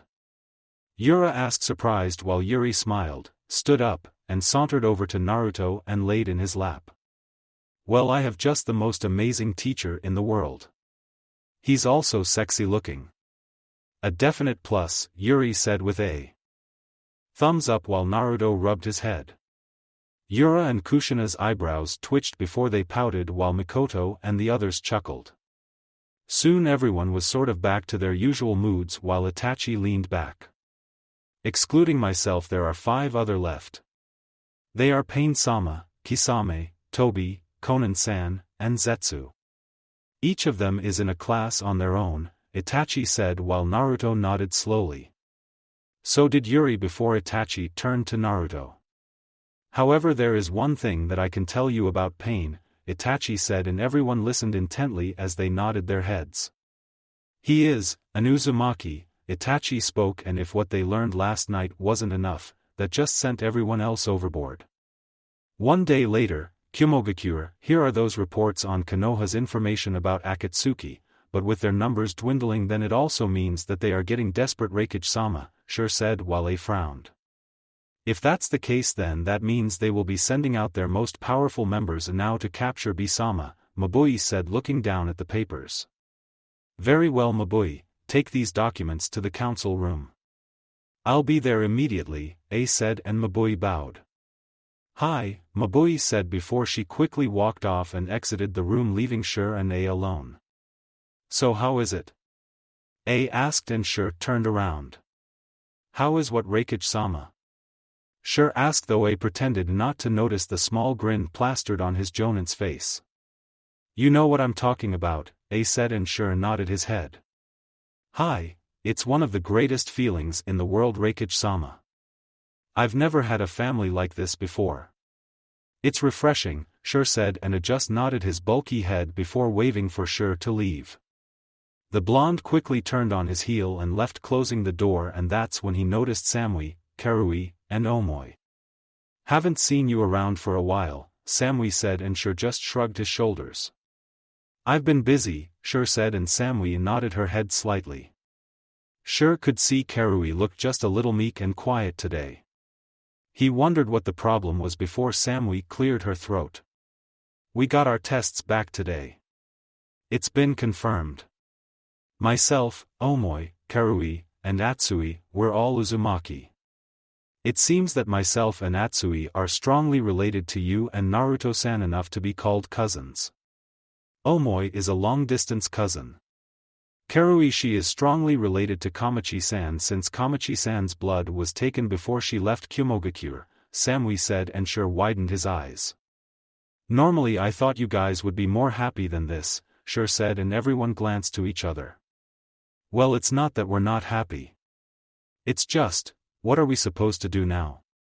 Do we leave for our family and forsake our village? Dwindling the village's numbers, and then they're invaded, they will kill them all because the 5 of us weren't there to make a difference while we try to live off happily? Or do we forsake our family, driving an even bigger wedge between us, causing a family feud that will span for generations to see who was right and who was wrong, inevitably laying waste to the very foundation of Fuinjutsu practice? Omoi asked. Samui said nothing and rubbed her shoulders while Karen groaned. She lightly bopped him on the head while Sure shook his own head. What are you guys talking about? Sure asked, confused, while they glanced to each other. Well, aren't we going to have to leave Kumo? Karui asked, and Sure raised an eyebrow. What makes you think that? You think you'd have to leave? I'm still here, aren't I? If you're planning on leaving Kumo, then you should just do it appropriately, but I'm sure Reikage-sama would understand if it was for family. I honestly find myself hesitating with the decision, but I know that whatever decision I make, both my home and my family will respect it. You just need to calm down and think about it, Sure said, and Karui looked down with a slight nod of her head. We haven't even known about them until just a few weeks ago. We can't act all family-like just based off that. That's stupid. Also, why do we have to leave? Why can't they come to Kumo? Karui asked, and finally Sure found the problem. So it's not that you guys are indecisive, you're just selfish, Sure said bluntly, getting Karui to widen her eyes. Omoi did the same, and Samui raised an eyebrow. The first thing that you need to learn about our Uzumaki family is that above all else the family comes first and we think about our each individual's wants and needs. Course you haven't seen how we operate, so I suppose that's understandable, Sure said while Karui snarled. Don't you want them in Kyumo? Karui asked and Sure sighed as he ran a finger through his hair. Of course I do, but I know that they would want me in Konoha officially so that I never had to leave them, but they know of my attachment to Kyumo so they respect my wishes of still being here. You need to remember that, Sure said to them. Team Samui looked down at the ground before they heard the clatter of footsteps. Sure-san, are you ready to go? They turned to see Fujikaze coming up to them all and Karui widened her eyes. Samui and Omoi were pleasantly surprised also as Karui gaped at the swordsman. Do you know who you are? Karui asked/yelled and Fujikaze blinked. Yes, I do know of my identity. What is it to you, young one? Fujikaze asked while Karui pointed towards him. You're supposed to be the swordsman who trained Mifune-sama in the Land of Iron. You were the one who made a standard for kenjutsu wielders and samurai to live under. Karui said while Fujikaze closed his eyes. Mifune, huh? I wonder how he's doing these days. However, he has his life. I hoped not to intrude, but I couldn't help myself. Young ones, let me ask you a question. What is needed for a swordsman to be at his strongest? Fujikaze asked. Sure raised an eyebrow at the question, but didn't say anything. There was probably a meaning behind it. His sword, Karui said instantly and Fujikaze frowned. He shook his head and Karui remained confused. His techniques? Omoi asked and Fujikaze shook his head once again. Naturally those were, technically right answers, but they weren't right in the lesson that he was trying to give to the three. His life, Samui answered and Fujikaze gave a light smile, but shook his head once again. It seems that the three of you don't know this question, but you seem to have potential based on your answers. It's not too late for you. Think about it and you will come to your decision with your family, Fujikaze said, then bowed and walked off with Sure right behind him. What kind of question is that? Karui asked, but Samui only narrowed her eyes in response. Looks like she would really be having some thinking to do when she was alone. This was a question that would be haunting her for quite a while. Konohagakure, underground Sakura placed some notes on the table while Koharu opened her elderly eyes. Yes, this is it. More than enough, Sakura-san. You have done well, Koharu said while Sakura suddenly nodded with a slight nod of her head. What are you two doing down here? Hamura came into the room while Koharu and Sakura turned around. Oh, nothing, Hamura. Just finishing compiling the last of the articles. It's enough to get started, Koharu said while Sakura sighed. I can't believe that Naruto would do something like this. Did he really want to bring Sasuke-kun back so much that he would resort to a kenjutsu to deceive him? What happened to him? Sakura asked and Koharu patted Sakura's shoulder. He desperately wanted to keep his promise to you, so he went to extreme means. However, there is a line and he had crossed it. Heir or not, he will be held accountable for his actions. I'm sorry, Sakura, but for the village it is best if he was terminated, Koharu said rather sympathetically while Sakura held her head down with a nod of her head, though it was very much heavy. Almost too heavy from the shame to lift it up. So what are we going to do? Are we talking another Uchiha clan massacre? Hamura asked and Sakura stiffened. No. Despite what Naruto has done, there are good people in his clan, I'm sure. We need them. They haven't done anything wrong. Sakura said, not wanting know of someone else to be the way Sasuke was. Calm yourself, Sakura. We don't want that. The Uzumaki are much more vital than the Uchiha are for the safety of the village. One Uzumaki is worth at least 5 Uchiha. However, before his is dealt with, we'll have to find a container for the Kyubi to host in, Koharu said and Hamura agreed. I recommend one of the orphans. It will do well that they have no parents and their loyalty will completely be to the village, Hamura said while Koharu agreed. Very well. When Uzumaki finishes his business, then he will stand trial. I'll bring these documents to Hokage-sama. She's much too lenient with him as it is, but even she won't be able to deny these facts. Let's go, Sakura, Hamura, Koharu said. As they finished collecting documents and walked towards the door. For months Koharu had cross-referenced her data and her evidence. She had been patient and she compiled notes. Everything was ready. All she needed was for the Uzumaki clan in its entirety to be put forward. Uzushiogakure Naruto was currently by himself training with his sword. Too many thoughts were roaming through his head as he performed the Uzumaki katas that he had learned those 2 years from his mother. The thoughts of the Akatsuki leader being a Uzumaki sort of shook Naruto up, as the blonde wasn't sure how to react to such news. He knew he had to do something about it, but for what he didn't know. He knew that the Uzumaki leader was somewhere near AIM and that Jiraiya was heading back to the village to go and see Tsunade to tell her about what he was planning to do. Now Naruto couldn't even get angry at such a thing. Besides, he knew that Jiraiya was strong. Maybe he could handle himself. He seriously hoped that he could. Naruto wanted to go, especially since one of the Akatsuki members was an S-rank who appeared in the bingo book and was sighted near AIM. The woman Konan, but then again Naruto knew next to nothing about her other than the things that Jiraiya told him about her, which was that she was gifted with the use of origami jutsu, which Naruto still had a circular thinking about what it was, but that wasn't the only thing on his mind. No, he still needed the payment for Itachi, and staying on the island wasn't really helping. Too many thoughts and not enough time training.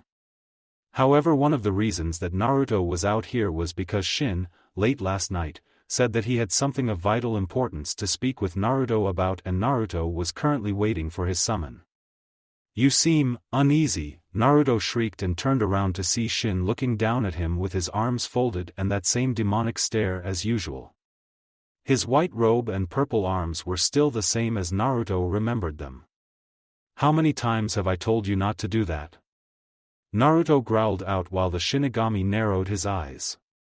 Never, the death god said, and Naruto nodded his head too fast to listen to the answer. That's right. I have told you, never. Really? Never? Naruto asked, and the Shinigami just looked at him while Naruto looked back. They seemed to be fighting internally over the answer before Naruto slumped his shoulders. Never, huh? Naruto said, slightly depressed, while the Shinigami decided that this was enough.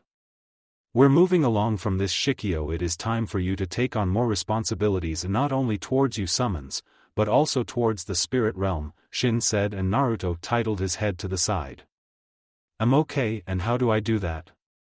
Naruto asked, and the Shinigami pointed one of his demonic hands towards Naruto, getting the blonde to narrow his eyes in seriousness. You will learn the ability that no human has ever learned. In the world there is chakra, as you realize, but for spirits there is Honshu. The spiritual half that makes up chakra to encompass the entire body of their being. You will take that ability and form it for yourself. Instead of going into complications, then I will tell you that you will physically break. You will be in for a lot of hurt and pain, but it is for this purpose that you must succeed. Your valve must be at your side if you wish to survive. I believe that the terms you humans call it is Sage Mode. You will become the first ever Sage of Death, Land of Demons. A woman's shrieks could be heard across her home as lights in her temple, or mansion, whatever you wanted to call it, flickered on, while the sounds of footsteps could be heard before one man quickly opened the door to the woman's room. Cheyenne-sama, are you okay? He asked, while the young woman named Cheyenne panted as sweat dripped from her face onto her silky bed sheets. She held her head in her hand while her vision seemed weary. That same dream again. Cheyenne was a priestess. One who could see the future of a person's death. It would be anyone's death, but not that man. The one who she had seen in her dreams at least 5 times since that infernal swirl mark made itself apparent at the nape of her neck, only being covered by her long hair. Why couldn't she see this person's death? Every time she dreamed of him, then her vision was hazy as well as was his death. What was it that made it this way? His blonde hair, his whisker marks, and that symbol on his right hand. The priestess didn't know what to make of it, but she knew one thing. She would never like to meet him. She was sure that if she did, then even she wouldn't be able to predict the outcome. I am fine, Cheyenne said while she was offered a glass of water, but she noticed that when the water was being delivered, the man quickly backed away from her with the smile never leaving his face. Cheyenne always hated that smile. Whoever this person was that she was destined to meet, she really hoped that it wouldn't be anytime soon. 2 weeks later, Naruto and Sasuke snorted as they looked around and noticed themselves surrounded by various thugs, bandits, and swordsmen. "Kill them! Kill them both," one of them shouted while Naruto rubbed his chin with a small grin on his face. The blonde was very different from his usual look. For one, he wasn't blonde. His hair was silver and his eyes reflected the symbolized silver, crystal-like features of the moon. The seal on his hand had expanded across his face while his sword was cloaked with white fire. Sasuke cracked his own smirk as he placed his sword on his shoulder. "You would do well not to get in our way. You're not worth our time," Sasuke said with a confident grin while the men sneered. "Ah, come on Sasuke, can you blame them? We did just do what most said it was impossible to do and destroyed their crime syndicate. Not really hard to do, but these people pissed me off. Knowing that my mother had to actually seduce one of these assholes makes me sick." Naruto growled out while the men quickly backed away from the surrounding presence in the air. "Hey, my mother did it too." "So did Yugao-san." Sasuke and Naruto quickly swung his sword as Pakura, Kimimaro, Dan, Yahiko, Suiran, and Gari dropped to the ground on one knee acknowledging their Shikyo. "That doesn't make me the least bit happy either. You guys think you can help us out?" Naruto asked while Sasuke chuckled. "Please. Like we need help. You just want them to have some fun of their own," Sasuke said while Pakura stood to her feet. "We are grateful Shikyo-sama," she said as she got up and turned around. The ex-Suna Kunoichi held out her hand as a large fireball suddenly came into being. Suiran chuckled while she tapped her cheek, her hand resting calmly on her sword. How shall I kill you?" Suiran asked and the men shivered. Gari, Kimimaro, and Dan shifted into their taijutsu stances while Yahiko folded his arms. "The things that you have done to this nation will be your end. You will understand true pain," he said, and the six charged forward into the large groups of people as noise assaulted Naruto and Sasuke's ears. Suiran smirked as she clashed with a few people as the sparks flew off her sword. She quickly stepped to the side and blurred from their view. The men gasped before Suiran appeared behind them with her sword. "Be silent. Ichikai, Kajiri, one-hit shot, siren slash," Suiran spoke before a trail of water blazed across the ground, cutting her opponents across the chest as they dropped to the ground. Suiran gave a small bow before flipping her hair. "Not enough," she said. "Tsubaki no Mai, Dance of Camellia," Kimimaro said as bones sprang from his body. He took them into his hands like swords before dashing forward. He sailed through the air before coming down elegantly. He then swung his body into the body of one person, making him bleed in various places before Kimimaro ran off through the crowds to go get another. The men shouted their aggression as they tried to take Kimimaro apart. Kimimaro jumped over one and killed another before rushing in with an overhead throw. One man flicked a kunai at him, but Kimimaro easily blocked it with one of his bone blades while he held out his opposite hand. "Tenshi Sendan, 10-finger drilling bullets," Kimimaro called out, blasting bones from his body into the heads of many as he watched them drop to the ground. "Weak," was all Kimimaro said with a shake of his head. "Shikuden, Kajisatsu, scorch release, extremely steaming murder," Pakura said, swirling her fireballs around before launching them forward. Pakura scorned people to death by the tens of hundreds while Gari exploded their bodies. The former Iwa Nin smirked before he kicked one person to the side. He then went straight for another. The men swung their swords, but Gari dodged them all easily with a look of annoyance on his face. He jumped over one and grinned as his hand touched the man's head. Bakutun, Jiraken, explosion release, landmine fist, Gari called out and the man shouted before he was engulfed in a large explosion while the others backed away. Shikio-sama, how is it? Gari asked while Naruto strained his eyes trying to take in everything from a single point. He would be honest, he was getting a freakin' headache from trying to make sense of everything, but he had to work this ability the most. I'm fine. Keep going you guys. Naruto persisted and everyone listened. Suiran and Dan sliced through the people easily as they watched each other's back. Gari grabbed Pakura and sent her into the air while Pakura quickly came swirling down with a heel kick and rebounding to punch someone else in the face. Kimimaro kicked one person to the group while the groups of bandits gasped at their brutality. They threw an explosion tag kunai towards Kimimaro while the bone user narrowed his eyes, however he saw Yahiko quickly grab the tagged kunai. He effortlessly ripped it off before sending it into the air. It quickly exploded causing the bandits to cover their eyes. And because they did this, they didn't see Dan drop down with his sword before he quickly weaved his hands through them all until he landed softly on the ground. Live. Fight. Survive. Fall before my sword, Dan said as he slightly sheathed the sword getting them to drop to the ground. The six opened their eyes showing their silver color. Time to end this. Yahiko-san, aid me, Pakura said creating a large fireball. Yahiko nodded taking a hand sign. Suetun, Mizurappa, water release, wild water wave, Yahiko shouted sending a burst of water to collide with the fire to bring a thick mist over the area. Naruto and Sasuke jumped back while Dan stood in the center. It wasn't pleasant to meet you, but now I must say goodbye, Dan said slamming his hands together.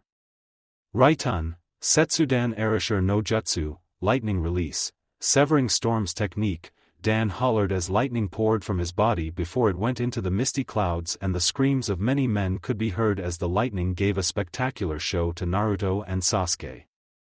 The other bandits watched in shock and horror while their comrades burned and then dropped to the ground lifelessly. Naruto could see their souls filling up the place, but he could also hear their shouting as they vanished away into his sword never to be seen again. Damn you brat! Kill them damn it, a lead bandit shouted before the men found their resolve strengthened as they charged at the group. Here they come, Sasuke said closing his eyes. Naruto quickly touched the seal on his hand making it glow brightly within the palace while the lead bandit chuckled. See if you can stop this brat, he shouted and Naruto sighed. Guess I'll be taking the payment for Itachi now. Seriously Sasuke, sometimes I wonder if we were lucky to get this SS rank mission, Naruto said while the lead bandit gasped. He turned his head as he noticed Naruto right behind him. He looked back as he noticed the fallen men on the ground covered in their own blood and even the blood of others and he could see Naruto's sword glowing in white flames. He felt a bead of sweat drop down his face before he turned his head. What are you? He asked while before he winced as he felt Naruto's sword plunge through his chest. You know I heard how you had your fun with lots of women in the village making their husbands actually watch as you did what you did. You will learn your place and death will be your teacher, Naruto said before he ripped the man's soul from his body and watched him fall to the ground. Naruto then sent it into the air before it was caught by the Shinigami. My payment Shin, Naruto said while Shin claimed the soul and then quickly disappeared. Naruto's eyes slowly returned to normal before the blonde suddenly dropped to the ground. Shikio-sama. Naruto heard his summons call while Sasuke quickly placed his hand on the blonde's shoulder. Are you okay? Sasuke asked while Naruto's hair changed to normal. His seal regressed back into his lone hand while he chuckled. Guess I can't use it just yet. I didn't think it was going to be so hard. Shinigami said that I had to keep using you guys every change that I could get stronger myself, but trying to see through all your fields of vision is annoying. My eyes hurt, Naruto said with a chuckle while everyone glanced to each other. But even so, Pakura, you went overboard. You hardly left anyone for us, Suiren said looking back at the charred men, and Pakura did the same. You'll just have to be faster next time. Also Shikio-sama, you'll have to get out of here. Your team is waiting for you, Pakura said while Dan and Kimimaro waved goodbye and went back into the sword. The others followed after them while Naruto and Sasuke felt the entire floor underneath their feet shake. Explosions happened all around as the base slowly began to be consumed by an intense inferno. Naruto and Sasuke glanced to each other before Naruto sighed again. He opened out his hand to create the Jikuyugami. The two teens stepped through the purple portal while the base came crumbling down to the ground. Outside, Kushina, Yugao, Kakashi, and Mikoto looked out at the burning tower along with two teams of Umbu. The Umbu just stood speechless while Kushina gave a light smirk of her own. Kakashi gave an eye smile while Yugao groaned. So they were thinking to take out all of us with them? I can't say I'm surprised, Yugao said while Mikoto frowned. Kushina, Naruto and Sasuke are 10 seconds late, Mikoto said while Kushina chuckled. Still a stickler for time, aren't you, Databane? Kushina asked smiling while Mikoto shrugged her slender shoulders. The Umbu just stood amazed as they watched the flames dance around in the skies. What is wrong with these six? Is this the team that Tsunade-sama created? They just took one of the hardest missions that the Umbu has ever been given, and they're laughing about it. Uzumaki-sama and Uchiha-sama just sent their sons to deal with it. Did we let the Kyuubi Jinchuriki get too strong? The lead Umbu thought to himself before he suddenly felt a slight shiver across his body. From behind him came Naruto and Sasuke. The Umbu felt like they couldn't even move, stiffened by the careless smiles on their faces. Sochi, apparently Mikoto-chan thinks you took too long, Kushina said while Naruto gently kissed his mother's forehead. Really? Sorry about that, Mikoto-chan. Sasuke and I will be faster so we don't disappoint you, Naruto said with a thumbs up. Mikoto chuckled gently before nodding her head. Well, as Kushina seems to like to state falsely, I'm supposed to be a stickler for time. How did you do, Sasuke? Mikoto asked while Sasuke sighed to himself. It's not like anything important happened. They were all pathetic anyway, Sasuke said without a care in the world. Mama, Sasuke, don't say that. They were just unlucky to run into our team is all, Kakashi said, getting a small laugh from the others. So Umbu-san, wasn't I right? Heineken doesn't need any help. As you can see, the Umbu captain and his squad watched dumbfounded as the large structure dropped to the ground and exploded, pushing the fire skyward before he turned back. We had everything under control the entire time. We appreciate your efforts, but in the future please try not to get in our way. It could mean the end of a mission, Kushina said before the six suddenly disappeared while the Umbu and his teams were left in the cold, dark forest at night. Taishu, the captain looked back and he noticed one of his subordinates shivering slightly. Is that really the Red Death and her son? What kind of team are they? The young Umbu asked while the captain looked back. Just forget it for now. But relay this report to Godame-sama. We must keep an eye on the Heineken Butai. Their eyes, they were looking down on us for some reason. I don't know why, but they had better not look down on the Umbu. They think that just because they were hand-selected by Hokage-sama that they are better than our unit? The Umbu has been a longer running squad than Heineken has. I will never allow myself to be looked down upon. Especially not by Kakashi or Yugao. Both of who were a part of our teams. Kyuso, the Umbu captain said, punching the ground. I didn't want to believe it, but it's because I served under Yondaime-sama. I felt her power and I felt Mikoto's power. It wasn't easy as they masked it very well, but they aren't normal. Koharu-san was right to be weary of them. The perfect Edo Tensei, the Umbu captain said in his mind before he and his squad vanished out. Meanwhile, the team dropped to the ground and leaned against the trees. Sochi, I'm not so sure about this, Kushina said while the others glanced her way. Naruto nodded as he pinched the bridge of his nose. He leaned against an opposite tree and slumped to the ground. Yeah, what are the defining characteristics of your sage mode? You haven't even mastered it, but supposedly it is something that all summons give to their summoners. Were we really supposed to act that way? Yugao asked and Naruto shook his head. Shin said that I would come to understand my duties to the realm of the dead, and when I do that then I will find the truth to this sage mode. He said that with it I can see things a lot more clearly. Apparently I had to create a situation where uneasiness was in the air to show how far I got. Shin said that the Death Sage mode is supposed to be about collecting Honshu to fully flood my body and compress it to a single point. I tried that, but all I get is my hair turning silver along with my eyes, Naruto said dejectedly. But I wonder why we had to be the ones to create that uneasiness, Kakashi said folding his arms. Maybe because death centers around uneasiness.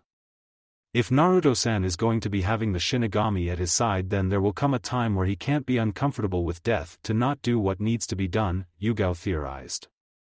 Mikoto and Sasuke glanced to each other. The older Uchiha patted her son's shoulder. So how are you feeling, Sasuke? After that mission? Mikoto asked and Sasuke sighed. Very tired actually.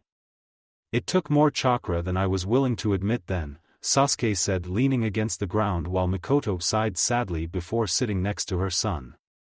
So what now? Kakashi asked and Kushina clapped her hands together. Well, we're finished with the mission and Sochi just sent Dan over to deliver the scroll to Tsunade for the completed mission, so I suppose we could go home. We have Itachi watching over Yuri and training her even more. We're going to have to make some changes though. Kakashi, I want you to send a letter to Sochi. What was her name again? Kushina asked. Koyuki Kazahana-chan. Naruto exclaimed while Sasuke and Kakashi suddenly felt a light rush of remembrance. I see. Alright then, Kakashi, send a letter to Koyuki-san that we'd like to pay her a visit. Hopefully she hasn't forgotten my Sochi's cute face, Kushina said while Naruto suddenly blushed and lowly growled. Not funny, Ka-chan. Not funny at all. Naruto and the group slowly forgot their earlier plight as they slowly began to relax for the next morning. Hokage Mansion, next morning. Koharu, what is this supposed to be? Tsunade asked looking at the stack of papers that had been abruptly placed in front of her. Papers showing the human body, the chakra network, as well blood sample test results. Right in front of Tsunade was Koharu and Sakura, carrying the same documents. She looked at the two of them sternly and Sakura found herself dwindling underneath her teacher's eyes before Koharu cleared her throat to bring Tsunade's attention back to what they wanted to talk about. Tsunade, I feel that it would be in the village's best interest if you watched Uzumaki Naruto more carefully from now on, Koharu spoke and Tsunade narrowed her eyes. Oh? And why should I do that? As far as I'm concerned, what Naruto Uzumaki does is none of your business, Tsunade said harshly, getting Sakura to recoil slightly. Normally that would be the case, but it does involve our business when it comes down to his knowledge of certain things. Such as Kenjutsu, Koharu said with a narrowed eye. Tsunade's face scrunched up for but a moment before she kept it from being seen. Humph, and what Kenjutsu could the brat possibly know, other than his Raisin Shuriken, which is quite amazing by the way. It seems to be on a larger scale than what chakra is able to produce, Tsunade said with a sudden smile when Naruto showed her the technique. It was already labeled a Kenjutsu by her, and only for dire situations, but the mere fact astounded her to a great deal.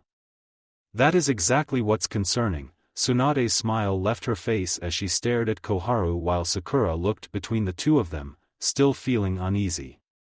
Really? What's concerning about the brat's growth?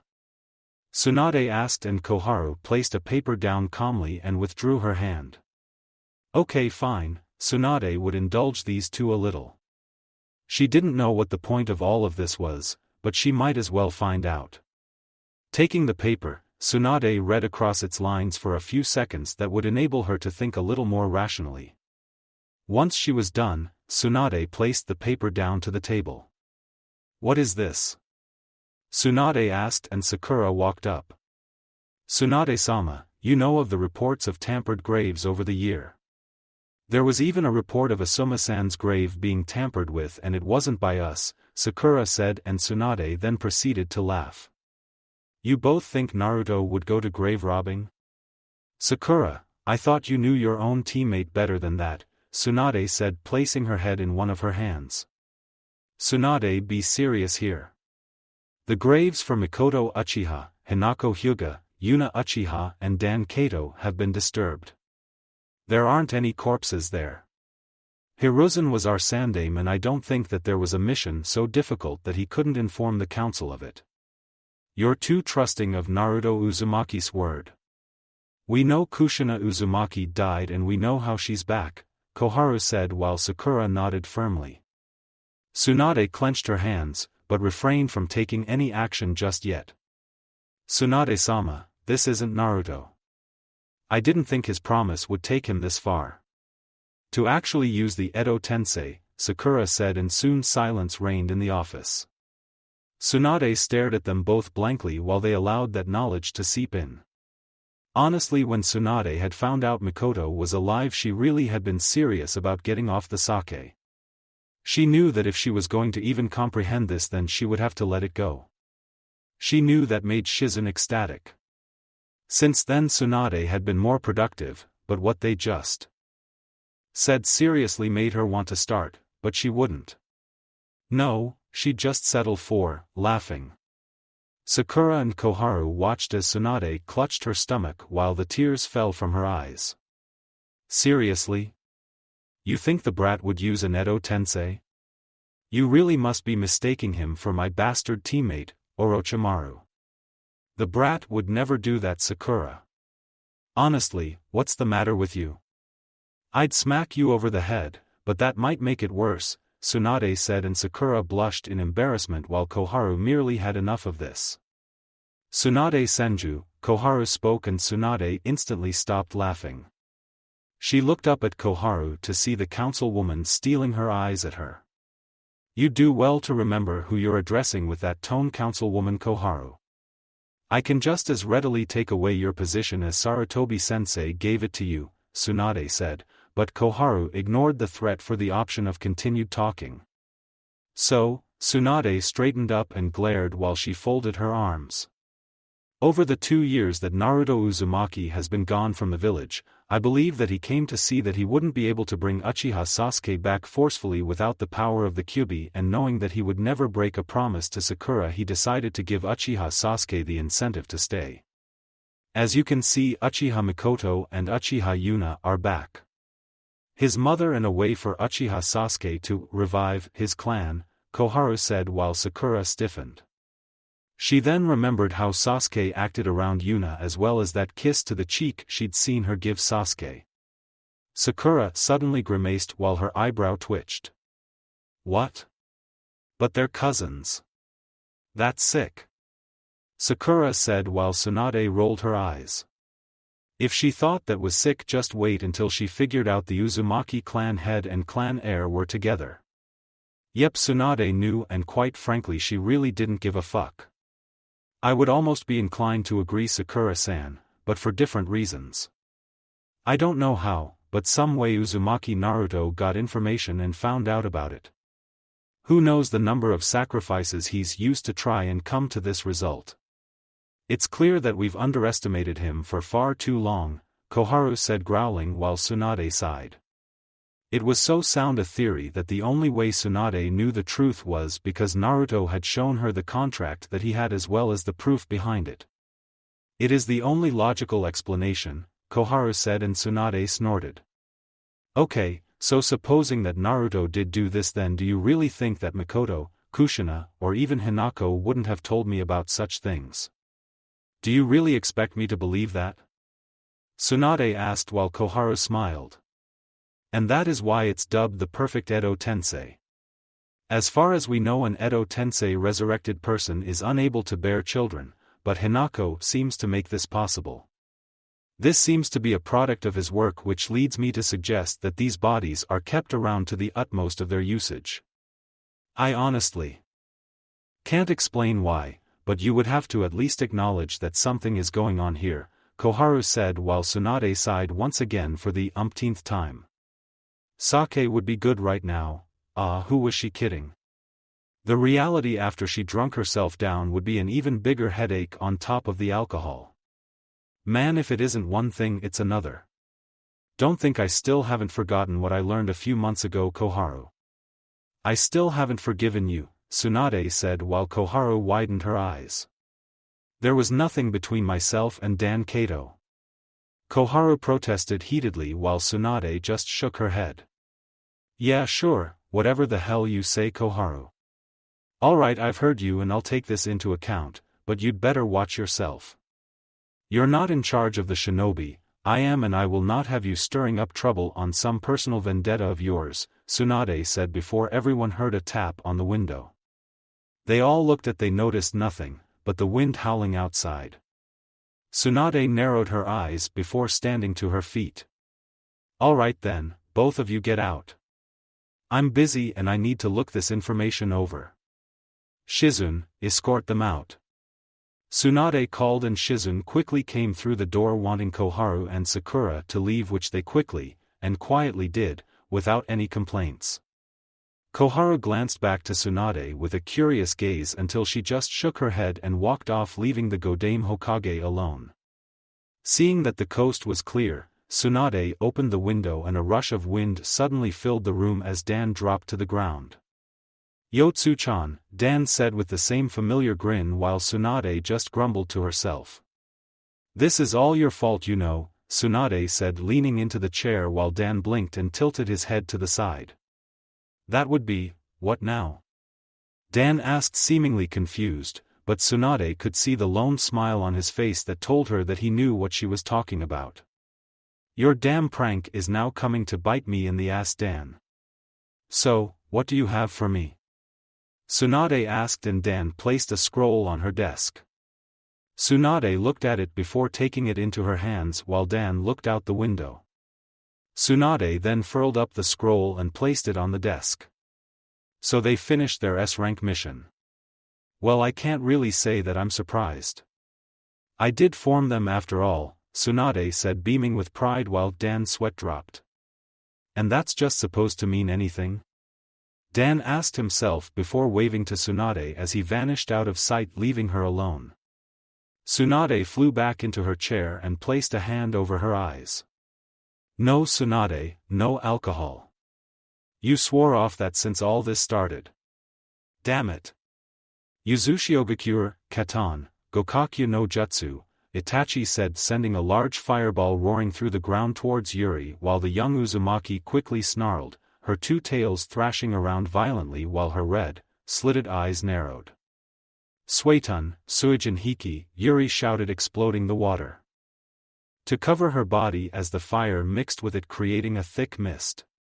Yuri growled while her red chakra cloak flared violently. Where are you, Itachi-sensei? Yuri asked with a small grin on her face before she noticed a kunai to her neck. She didn't have to turn around to know that Itachi was right behind her. That is the end, Yuri. We're stopping here, Itachi said while Yuri snickered. Is that what you think, Itachi-sensei? Not even close. Yuri said, and then proceeded to shout, releasing a wave of chakra forcing Itachi to jump back into the air. He glared at her before he noticed Yuri blur out of sight and appear behind him. She sent a kick his way, but he blocked that one until he felt stung by one of her tails that slapped him across his face. Itachi went sailing through the sky while Yuri grinned, however that grin didn't stay long as Itachi vanished in stray mixture of crows. Yuri snarled before she backflipped and skidded across the ground. She slowly huffed before giving a light grin across her face. Katan, Hozenka Tsumabini, Fire Release, Phoenix Sage Flower Nail Crimson, Itachi said, flinging a dozen shuriken before blowing fire over them, sending them rushing towards Yuri's location while her red eyes looked over what he was doing. She quickly jumped in the air and watched them sail past her before she turned around and blocked one of Itachi's kicks. I see that Shikio-sama and Kushina-sama have trained you well, Itachi spoke while Yuri grinned. Mata Mata Databayan. Yuri said as she fluidly ducked under Itachi's body before her tails wrapped around his body.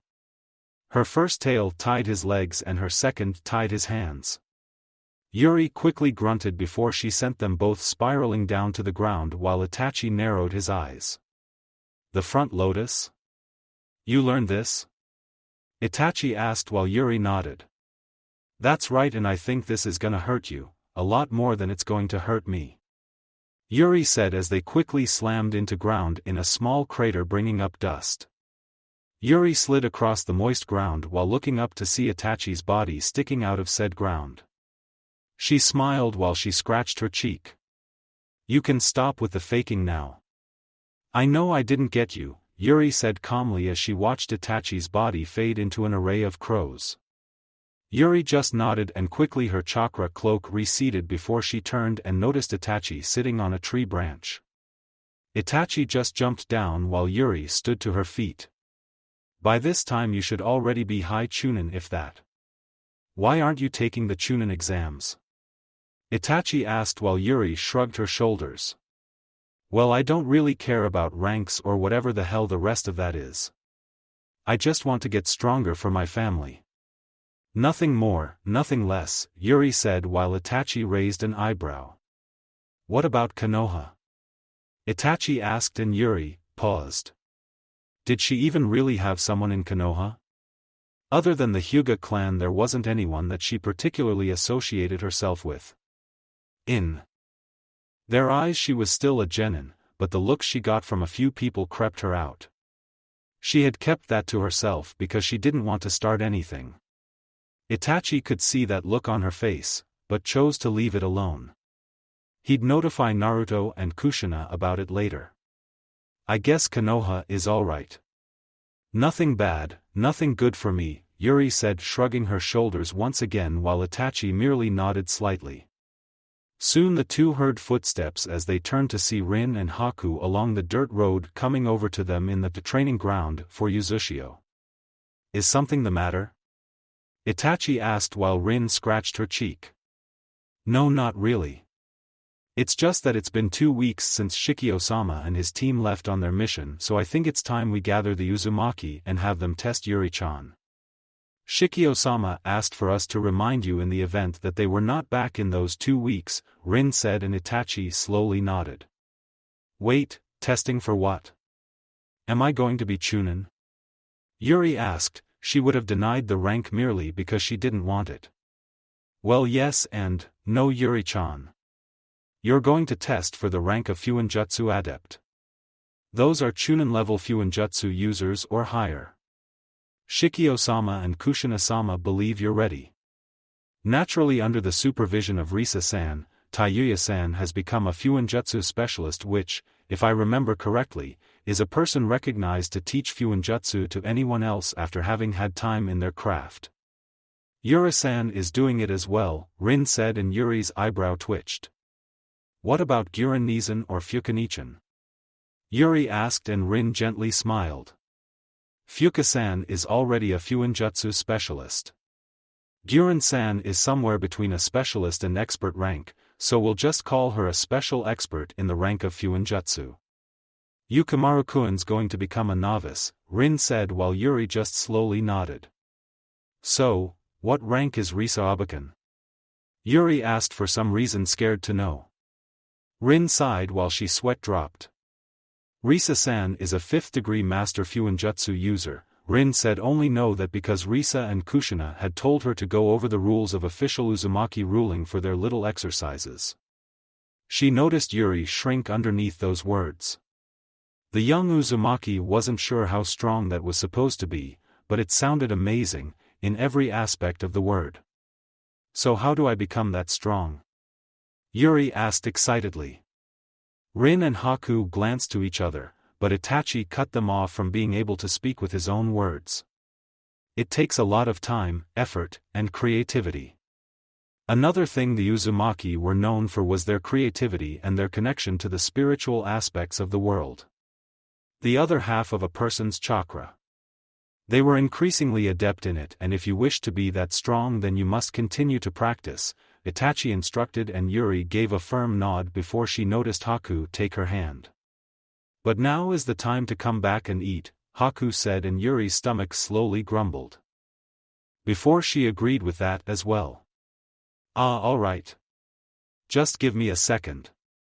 I had to pick something up near the beach, Yuri said, hopping off, getting Rin, Haku and Itachi to raise their eyebrows, but the elder Uchiha's eyes suddenly narrowed as he watched her go off. It didn't take Yuri that long to go to where she needed. She looked out at the beach, her red hair swaying in the breeze of their home, before she knelt and took a few flowers. Something of her trying to make another poison, or at least another healing ointment. Yuri spent about 5 minutes on the beach just picking flowers while she hummed to herself. It would seem that Naruto and Kushina were right. Yuri Uzumaki, Jinchuriki of the Sanbai, I'm going to need you to come with me. The defenses of their island had to be upgraded. First Toby and now this. Maybe now was the time to at least think about a special type of seal against those of Akatsuki. Yuri didn't turn around as she had drastically improved her censoring capabilities. Right behind her was Conan, merely looking at the girl in fleeting interest. Oh, I remember you. You were one of those people who was talking when I was taken by that other asshole. Do you really think I'm so weak that you'll use me to get to Nichan again? Yuri asked while Conan took a step from behind the tree. Unlike last time, you are now more crucial to our plans when you made the decision to become a Jinchuriki. You have brought this upon yourself, this unhappiness. Conan spoke while Yuri tilted her head to the side. Who says I'm unhappy? I've got my family, Nichan, and other friends. What makes you think that just because I have a bijou now that I'm not happy? You got it all wrong, lady, Yuri said, standing to her feet. Conan didn't let the words affect her in the slightest before she held her hand up. You will come with me willingly or forcefully. It makes no difference to me, but do not provoke the wrath of God's angel, Conan said while Yuri suddenly frowned. Quite modest, aren't you? I'll be honest, you're not that cute to be called an angel. Course I'm probably not either. I don't know of any angel that kills humans. Aren't you supposed to be, I don't know, holy, white, pure, something like that? Yuri asked, placing one hand over her hip. Conan arched an eyebrow, but did nothing more before closing her eyes. They did tell me that you had a mouth, but I had assumed that it was from your family. Nonetheless, you will know the truth, Conan said, and soon Yuri jumped into the air as 3 paper birds blew under her. Yuri raised an eyebrow before she noticed paper swirl all around her form. Slapping her hands together, Yuri took an inhale of air. Katan, Ryuka no Jutsu, Yuri shouted, blowing flames over the dozens of paper, getting them to burn. Conan quickly jumped back into a tree away from the flames while Yuri grinned. An interesting tactic, but my paper is special. You won't burn it so easily, Conan said before Yuri found herself dodging a hail of paper shuriken and kunai that came blasting for her. Yuri quickly sailed through the air before the young Uzumaki popped a soldier pill into her mouth, restoring her lost chakra. She landed on the ground soon after, but she noticed Conan still looking at her, rather bored. You know, you could give me some monologue or something. Even the guy who kidnapped me had more personality than you. You know, a little something maybe? Yuri asked, but Conan said nothing. Yuri quickly stood on her hands and swung her legs to block a kick from a paper clone of said Akatsuki female. The young redhead Uzumaki growled while Conan frowned. She swept her hands from the ground, getting Yuri to fall before she twirled her body on the soft sands of the beach in breakdance, sweeping the clone off her own legs before she vanished in an array of paper. Disappear, Conan said as she snapped her fingers. Yuri widened her eyes before she noticed tags for explosions all around her. Did she mix those in with her regular paper? The tags ignited, blowing up the beach and Yuri, while Conan merely watched on. Her emotions had dwindled a great deal to things like this. Internally she felt struggle with herself for taking on a girl possibly 10 years off her age. Not to mention the fact that she was ripping someone from their family, but this was all for the sake of true peace. Or maybe that's what she told herself. Soon Conan was taken from her thoughts as the air became saturated with chakra. She looked out and noticed one tail from Yuri while the young redhead snarled. "You're going to pay for that." Yuri snarled out, her body slowly recovering from the small injuries that she had taken. Conan narrowed her eyes while Yuri dropped on all fours. She quickly ran at a considerable speed, in Conan's eyes, and bashed the tree she was standing on, making it fall to the ground in a loud crash. "Impressive. I had underestimated you," Conan said while Yuri quickly jumped into the air. "Futon, Detapa," Yuri shouted, and Conan was prepared for the onslaught of vicious wind before she noticed the wind form around Yuri's fist as she quickly appeared in front of Conan. The blue-haired woman's eyes widened before Yuri socked her in the stomach. "Futon, Daishinkuken, wind release, great vacuum wave palm," Yuri hollered, and Conan felt a burst of compressed wind crush her body before Yuri's punch sent her flying across the water away from the island. Yuri grinned, but she knew that she didn't hurt this woman. No, she was too good to be hit with that. So, Yuri stepped on the water before she ran forward, picking up the water all around her. She could sense where Conan was by this time while the female Akatsuki member emerged from the water. She glared forward before she noticed Yuri dashing at her with great vigor. Conan quickly stood up, making paper surround the area as Yuri quickly ran around her in a circle. The water followed her movements and rose up along with her while Yuri cocked her fist back. She sent it forward, but found it easily blocked by Conan before Yuri was kicked in her side. She fell into the waters below with a cough while Conan landed down. She quickly created a clone and the water exploded while Yuri quickly popped out. "This is the end," the Conan clone said as it grabbed her throat. Yuri coughed as she was lifted off the ground while she glared forward. She then gasped as she looked down to see a paper sword had sliced through her stomach. Yuri chuckled slightly, making the paper clone raise an eyebrow. "Why do you fight?"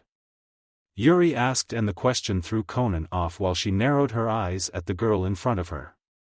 "That has nothing to do with this. You should just give up," Conan said while Yuri chuckled. "Really? I think I can still keep fighting. It's obvious that you're not going to kill me, since that would only make you wait longer for whatever you're doing. So maybe I could kill myself," Yuri said while Conan closed her eyes. "You would readily kill yourself just to stop us? It doesn't matter what you do. We will get the Sanbai. You are only delaying the inevitable," Conan said while Yuri chuckled. "No, I'm delaying your stupidity. What do you see the bijou as?" Yuri asked, coughing since her throat was still in the hands of another. "Merely a means to an end," Conan said while Yuri suddenly smiled. "Ah, that's no fun. You know they offer the most interesting conversations. Did you know that they have names? Did you know that they have feelings? Did you know that the Sage of Six Paths created them?" Yuri asked, suddenly smiling. Conan frowned before she noticed Yuri's red hand grab her arm. "You don't seem like a bad person," Yuri said while Conan's mouth twitched.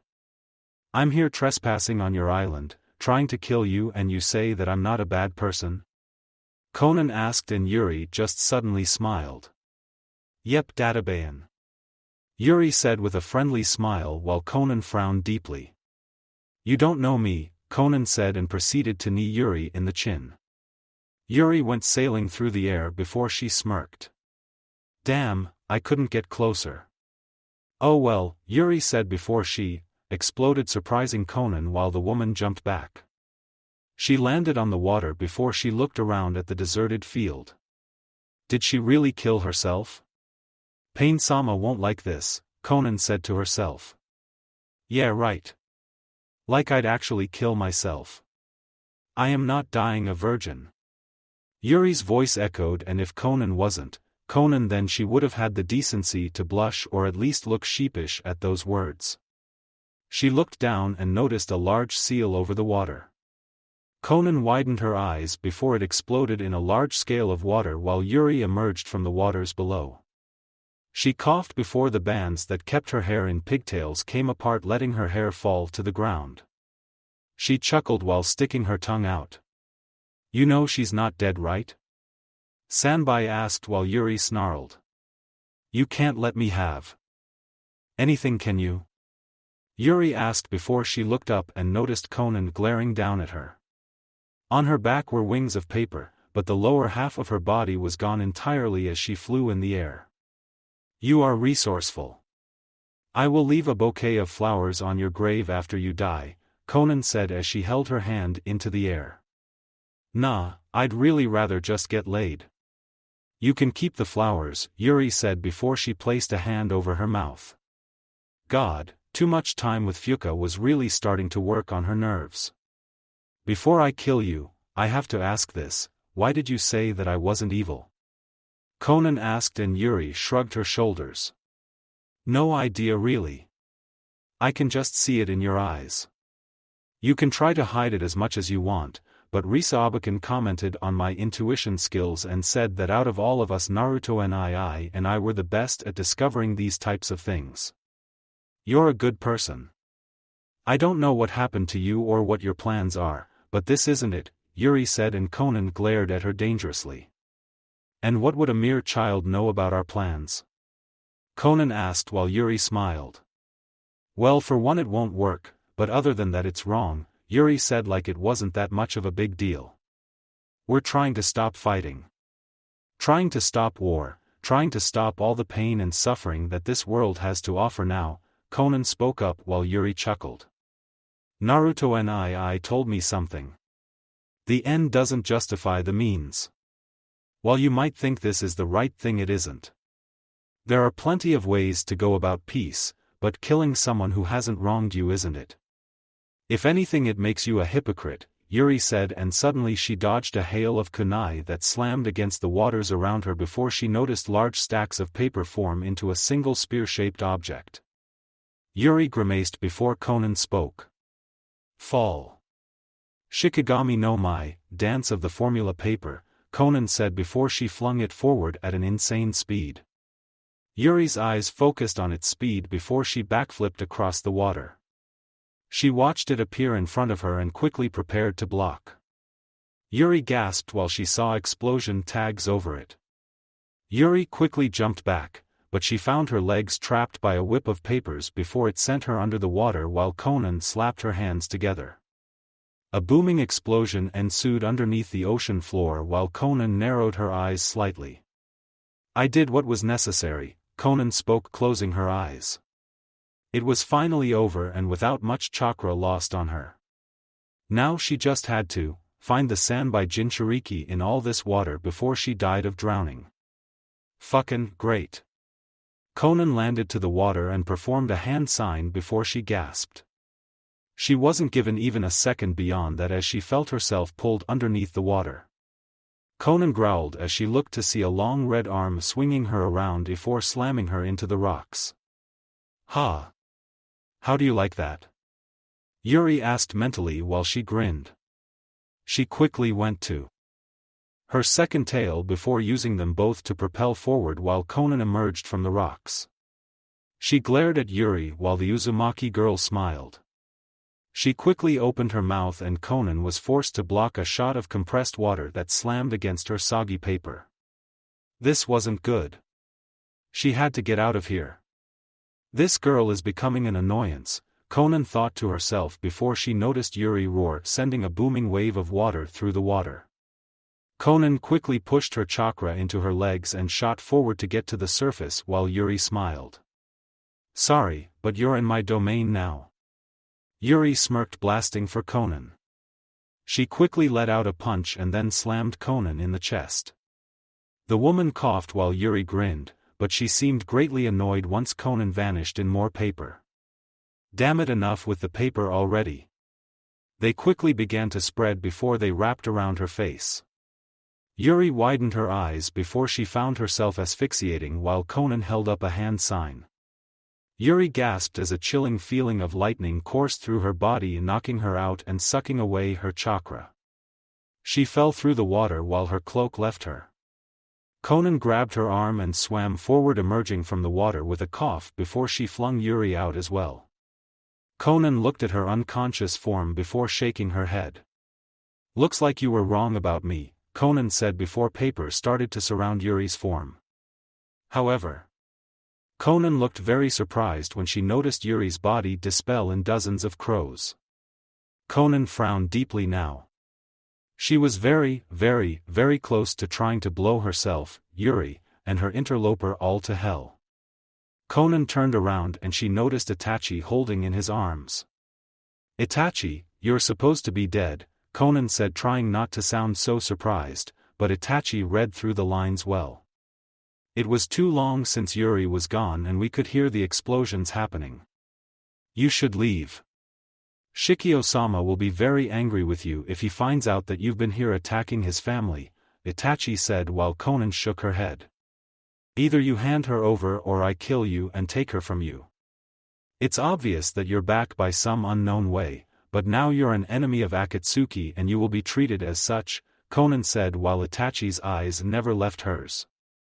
"They are coming, Conan-san.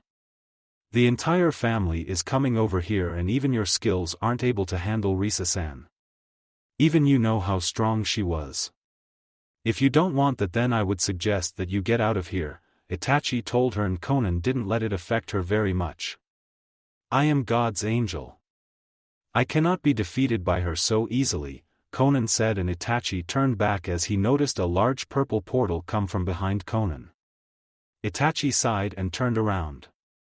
"Oh well. You had your chance. Looks like you took too long," Itachi said, walking off, and before Conan could offer a retort she was slammed in the back of her neck, rendering her immobile and unconscious. Naruto stepped out of the portal and folded his arms while looking down at the fallen woman in front of him. "Good thing Risa signaled us and we were able to get here in time," Yugao said before Kushina placed a chakra restriction seal on Conan's body. Naruto then proceeded to pick her up over his shoulder. "True, but could you imagine if we didn't?" Kakashi asked, and no one really wanted to imagine that. "Itachi, how is Yuri?"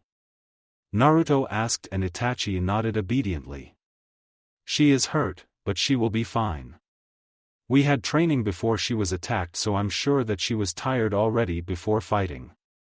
She must have had it hard," Itachi spoke while Naruto fondled Yuri's hair. He smiled before nodding.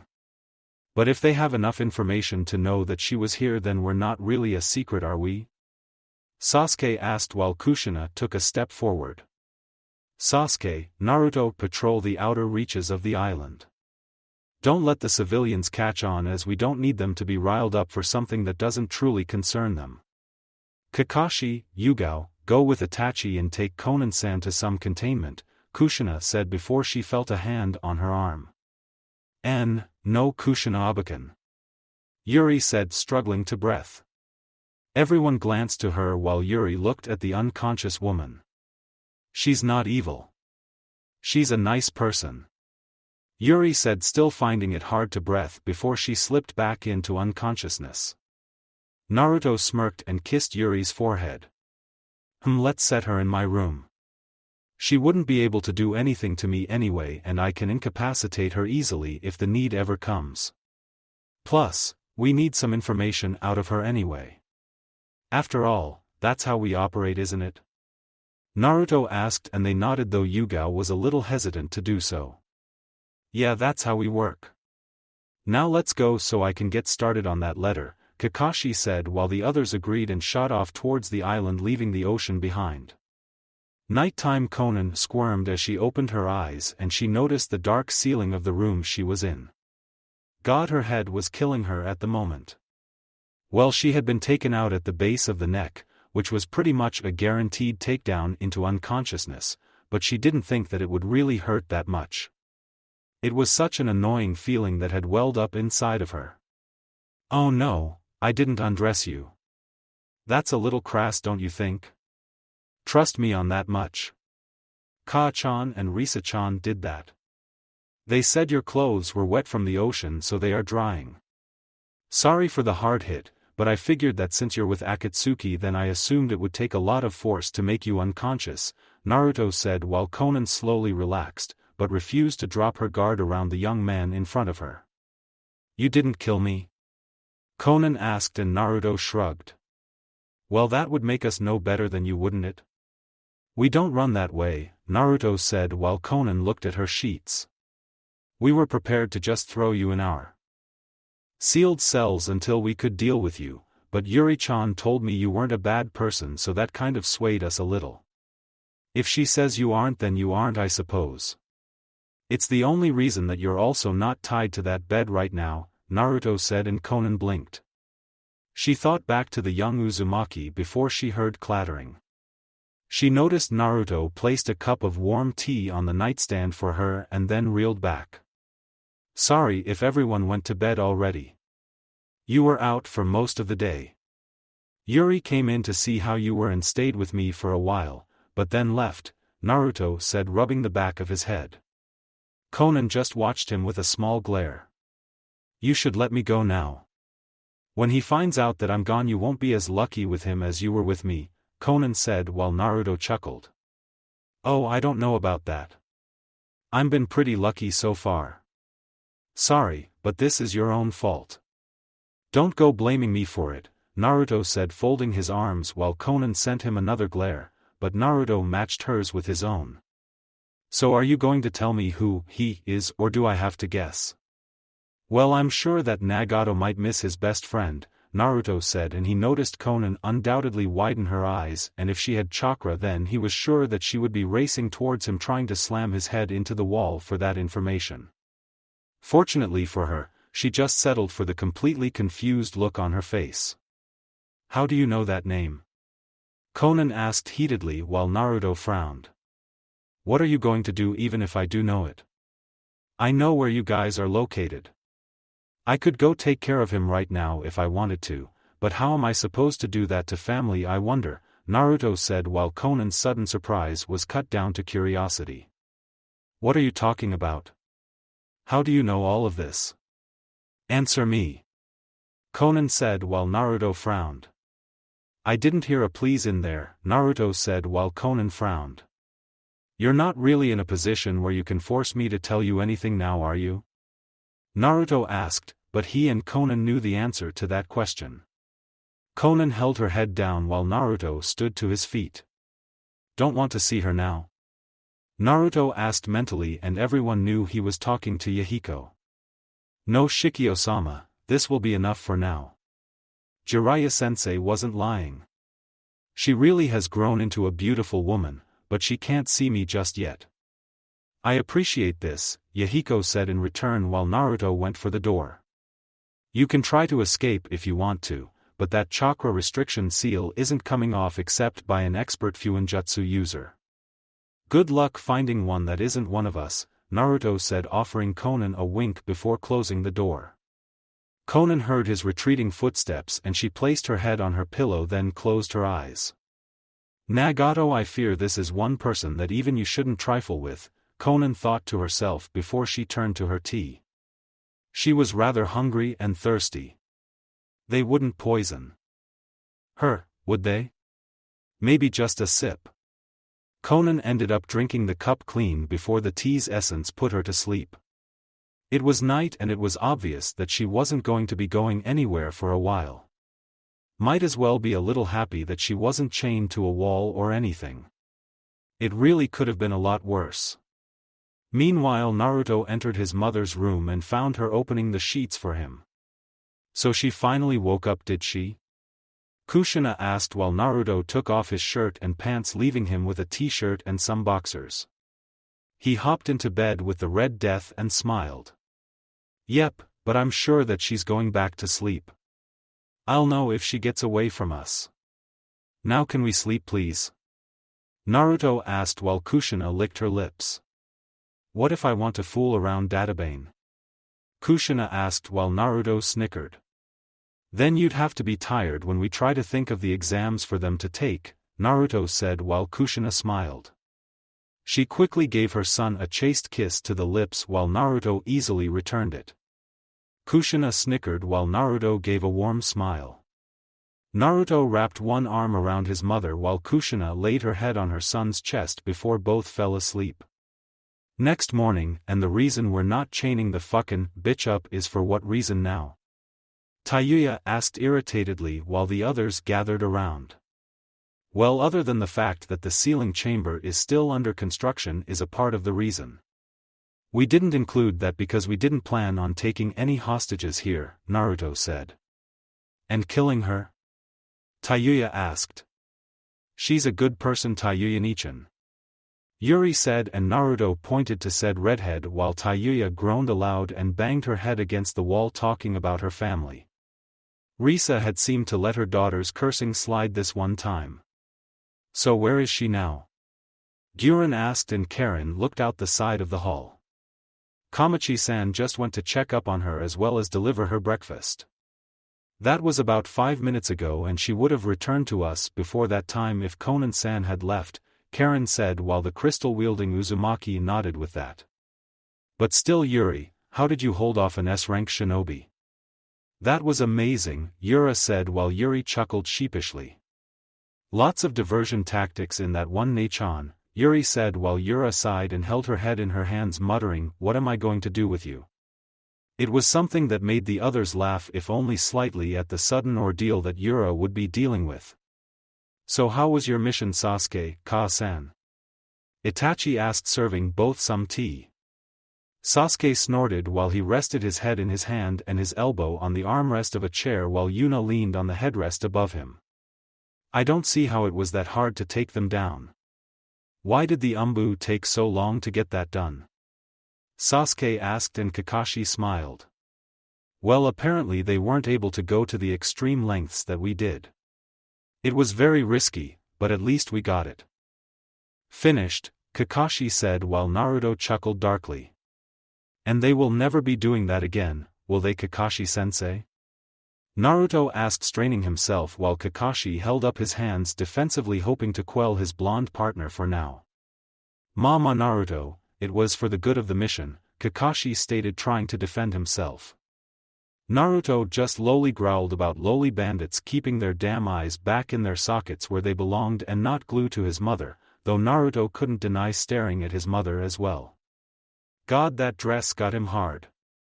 However, Shikio-sama, I do believe that we have to discuss the person that you spoke of. The one you and Jiraiya call Nagato. If he's the leader of AIM, then he's the leader of Akatsuki, but I want you to know that while the way he's doing things is a waste, I still think that he's really trying to achieve peace. In his own way, Itachi suddenly vouched and everyone sighed. Though that they are able to get here is concerning. We haven't really thought about the island's security, have we? Fuka asked while Guren shook her head with Yukimaru in her lap. Unfortunately not.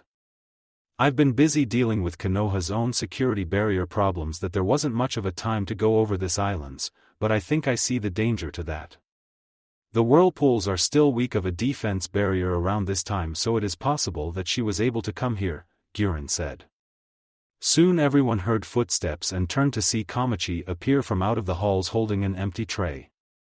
The young blonde woman could feel the eyes upon her, but Yuri was the one to ask everyone's question. How is she, Kamachi-wanchan? Yuri asked and Kamachi twitched slightly from the suffix given to her name. She still wasn't used to that, but ever so slowly it became pleasant to her ears. After eating her food she had decided to take up meditation for the time being. I pointed out to her that she is allowed to leave her room if she so desires to stretch her legs or read, however she merely wishes to be left alone, Kamachi spoke answering her while Yuri nodded appeased by the answer. A few minutes of silence went by for everyone before Kushina clapped her hands. Alright then, Yukimaru-kun, Yuri-chan, I want you both to go with Zabuza and Rin to continue your training. Yura and Tayuya will go with Itachi for today. Remember, we can't stay here for very long, so we'll get as much training in as we can, Kushina said, getting the others to nod, agreeing with her. Yuri groaned, but she and Yukimaru hopped to their feet, as did Yura and Tayuya. Itachi guided the latter two outside while Zabuza grumbled before taking his large sword and urged the two young Uzumaki to follow after him and Rin. The groups disappeared from the Uzumaki clan section of the island while Kushina stood to her feet. Alright, so how are we going to test them?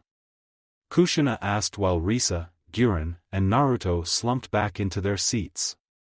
Well, I taught Tayuya nearly everything that there is to be learned from the books, and even making the improvements to much-needed seal making. She understands the structure, principles, and coordination it takes to apply chakra to seals, advanced seal theory, and the only thing that holds her back is her own imagination at this point in time. The thing is, where to do it? I would suggest study center just under the Uzukage mansion. Are we planning on having them take any type of physical exam? Risa asked, and Guren leaned back.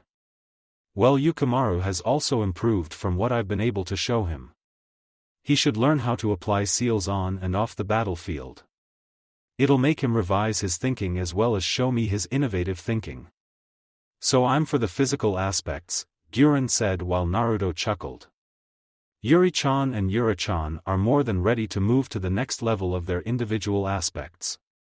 I think I have a good idea, Naruto said with a sudden grin across his face. Kushina, Guren, Fuka and Risa raised their eyebrows towards the young blonde. First, we're going to need some proctors, Naruto said, and for some reason Karen slowly grabbed Kamachi's hand and tried to inch her for the door. Kamachi didn't see the problem, but a light shiver went down her body as she turned and noticed Naruto's eyes gleaming at them both. Oh fucking hell. Sometime later a knock came to Conan's door while the blue-haired woman gave a small sigh of her lips. She noticed the doorknob shift and she saw Yuri come through the door. Yo, Yuri said while Conan blinked. She watched the young girl come in and make herself comfortable. Conan soon tuned the young girl out and closed her eyes to meditate. The room was silent, uncomfortably so. The only things Conan could hear were the sounds of the wall clock ticking and the sounds of various footsteps across her prison. Yeah, for her this was a prison. No matter how much free rein she was given, if she couldn't leave willingly then it was still a prison, but she had to applaud that no one told her otherwise. Not even Naruto. Course she knew that if the situations were reversed that she wouldn't be as trusting to let someone roam like they were letting her. Conan opened her eyes and she noticed Yuri just looking at her with her head on the back of the chair. It is rude to stare, Conan said while Yuri suddenly smiled. Well, I just wanted to be sure that you weren't dead or something. You know, I'm taking my FAE soon, Yuri said, and Conan's stoic face belied the confusion of her mind at the acronym of words that Yuri just used. Yeah, I'm so gonna pass and make Nichan happy. Yuri said, and Yuri took Conan's silence as means that she didn't know what she was talking about, which she really didn't, so Yuri had to clarify. Oh, it's my Fuinjutsu Ascension exams. It's where a person moves up in the ranks of the world of Fuinjutsu, Yuri said excitedly, and Conan just sighed. Why are you talking with me? I just tried to kill you yesterday, Conan said, and Yuri blinked. Well, I don't know about you, but I don't care about holding grudges. That's a waste of time. As far as I'm concerned, you and me were just disagreeing. You wanted me to die for your cause and I wanted to live for my cause. In the end, my want to live was stronger than your want for me to die. Sorry, but that's always going to rule out Databayan. Yuri exclaimed while Conan frowned. Would you keep living if your death led to peace? Conan asked, and Yuri paused. She looked up to Conan and scratched her cheek. Well, that's a tough question. I honestly doubt that just the deaths of a few people would lead to peace. I'm not going to lie. I think it's possible, but not the way you're doing it, Yuri said while Conan raised an eyebrow. What do you mean? Conan asked and Yuri tilted her head to the side. You really don't know? Wait, you were collecting the bijou and you don't even know anything about them? Yuri asked while Conan frowned indefinitely. The bijou are merely constructs of chakra given a physical form. Nothing more, nothing less, Conan said, and as such she became subjected to a pluck to the head. Conan looked as she noticed Yuri having done the action.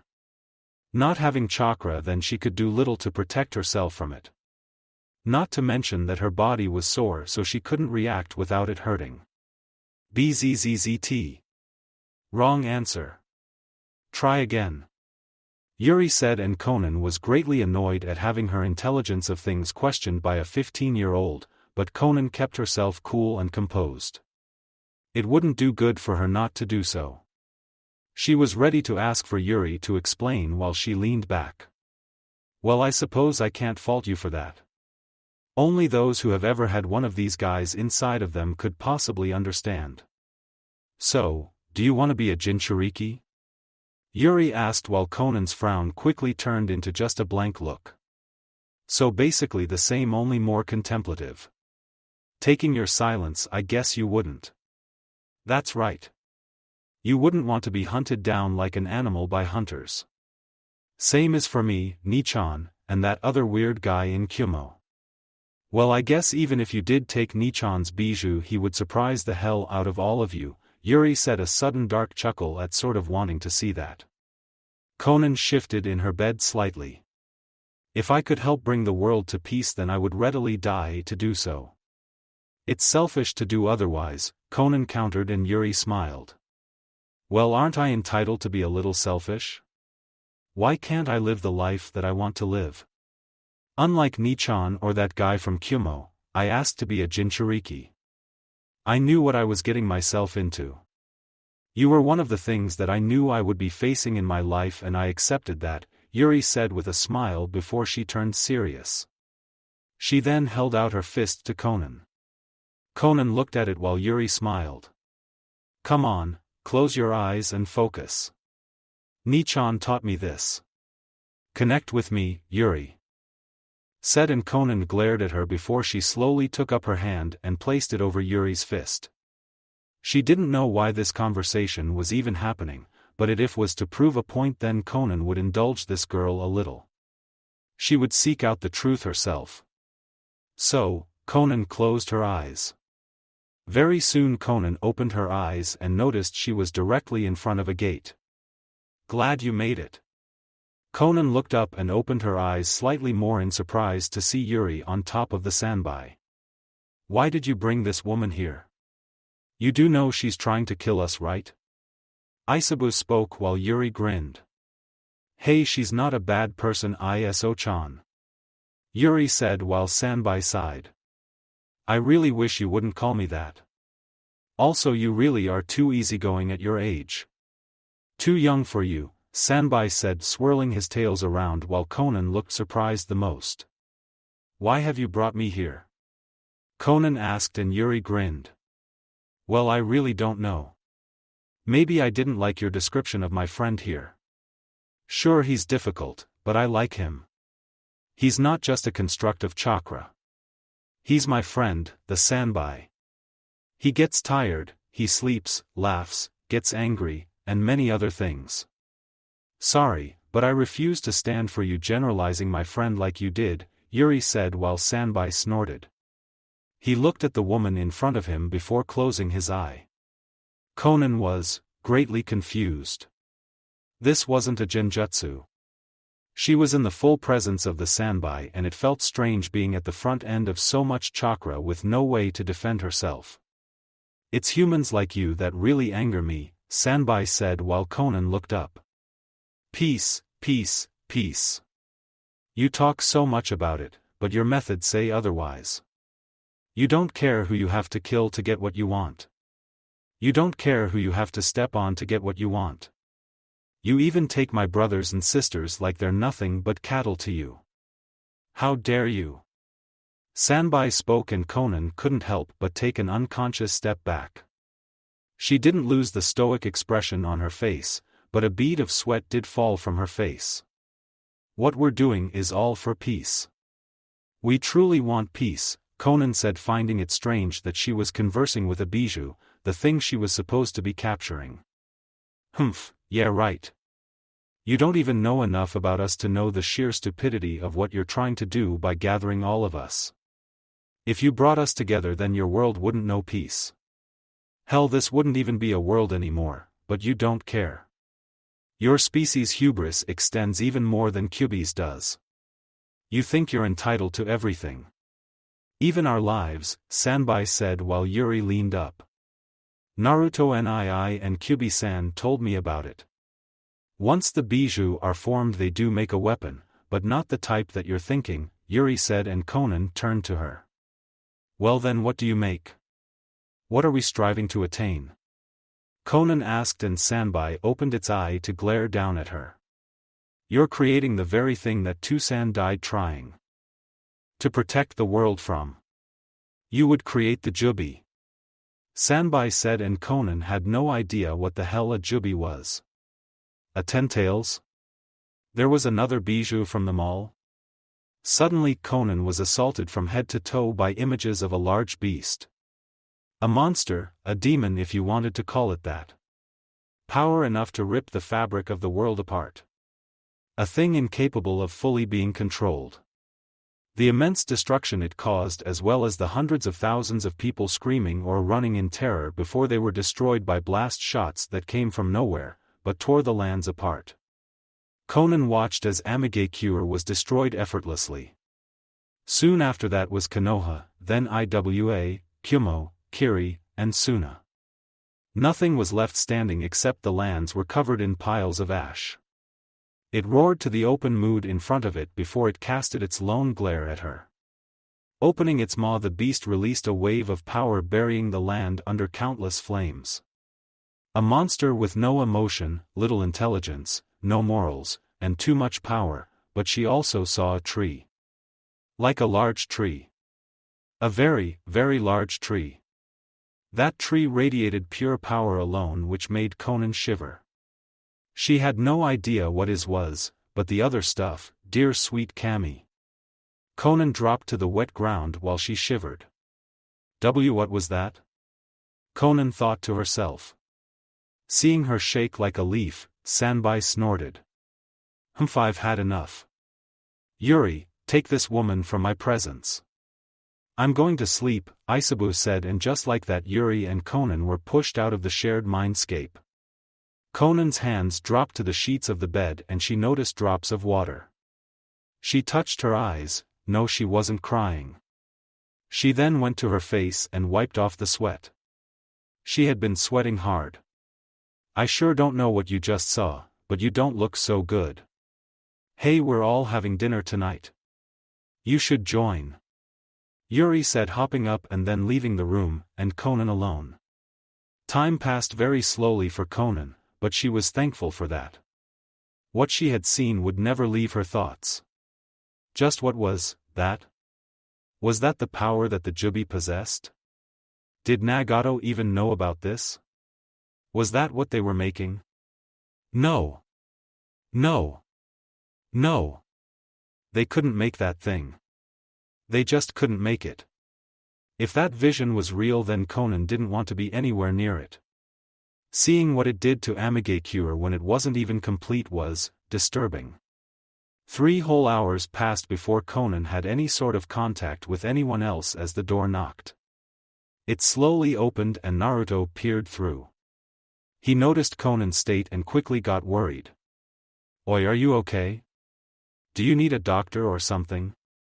Naruto asked, grabbing Conan's shoulders. He shook her slightly while Conan turned to him.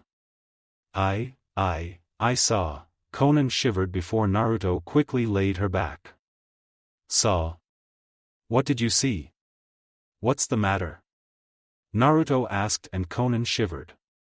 The Jubi, I think, Conan said while Naruto and Kyuubi frowned deeply. The Crimson Fox gave a sharp snarl that it knew Naruto didn't miss. Oh, so you saw that too, huh?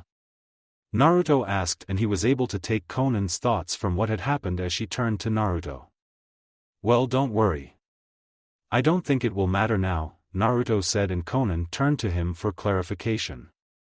Well, Kyuubi isn't made of chakra, so that makes him non-compatible with the other Bija now. I don't think it would work, and even if it did, then the Jubi wouldn't be able to handle the power of Honshu, Naruto said, and Conan, having calmed down from a drink of water, began to speak. Honshu? She asked, and Naruto smirked. Power of life, Conan-san. I guess if I had to truly give it a comparison, then I would tell you that it was just like Yang Chakra, the power that governs vitality, right? Naruto asked, and Conan didn't know what to say, but just shook her head. I can see it in your eyes, Naruto said, and Conan's amber eyes stared at him while the blonde rubbed the back of his head and gave a cheeky grin. You really do want peace. I see that in you very clearly. You're just like Ero Sennin told me you were, Naruto said, and Conan was left bewildered by the word. Ero Sennin?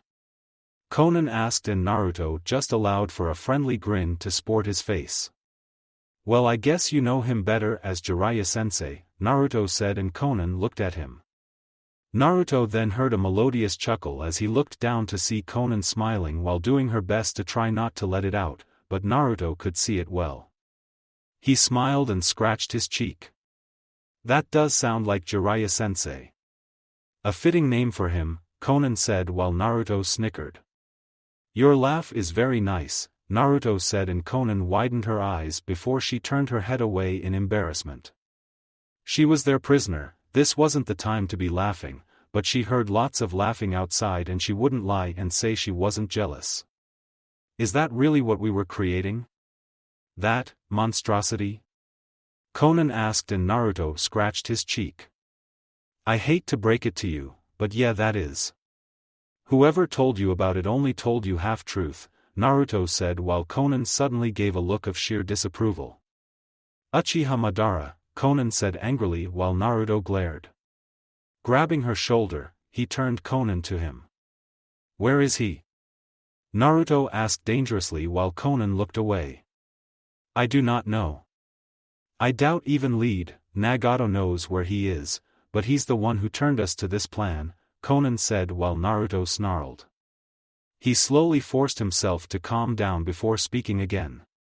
Conan-chan, listen to me, Naruto said, and he missed the small shirk Conan did to that suffix of her name, but she paid attention regardless. That man is not Uchiha Madara. I don't know how I can convince you of that, but his name is Uchiha Obito. He's pretty much 5 years off age, if not a little bit younger than that. He's around Kakashi-sensei's age, Naruto said while Conan widened her eyes. She looked away for a second before looking back to Naruto. He talks about you a lot. He believes that he's worked up a theory about why you have been a thorn in our plans, Conan said, and Naruto nodded, but continued to listen. Apparently he speaks something of you creating a perfect Edo Tensei, and he seeks to learn what you know. How, I don't know, but he's greatly disturbed by these things.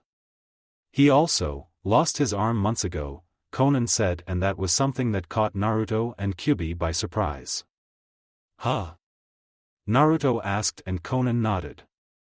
His left arm was pulsing and he didn't know why, but he was sure that it had to do with you, Conan said, and Naruto thought back to the fight where he slammed Obito's damn face into the ground with his Rasengan to his back. Soon it all became clear to Naruto as he turned back to her.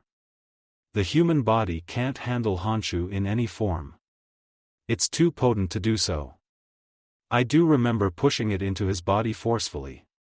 So he lived by cutting off his arm, Naruto said to himself, but Conan heard him. He also replaced his arm with the arm from a dead man in Kyumo. It now grants him the ability to utilize black lightning, Conan emphasized, and Naruto placed a finger to his chin. Just like that Darui guy from Kyumo. That might make him even more dangerous than I originally thought, Naruto said before shaking it off.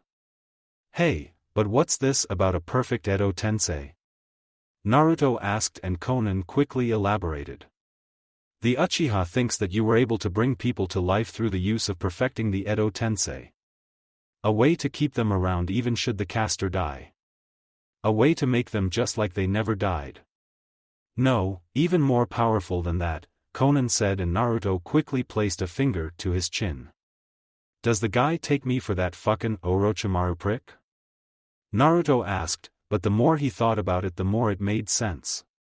As to his understanding, the Edo Tensei required a sacrifice or a host for the revived person to inhabit, so it wasn't any better than what he was doing, was it?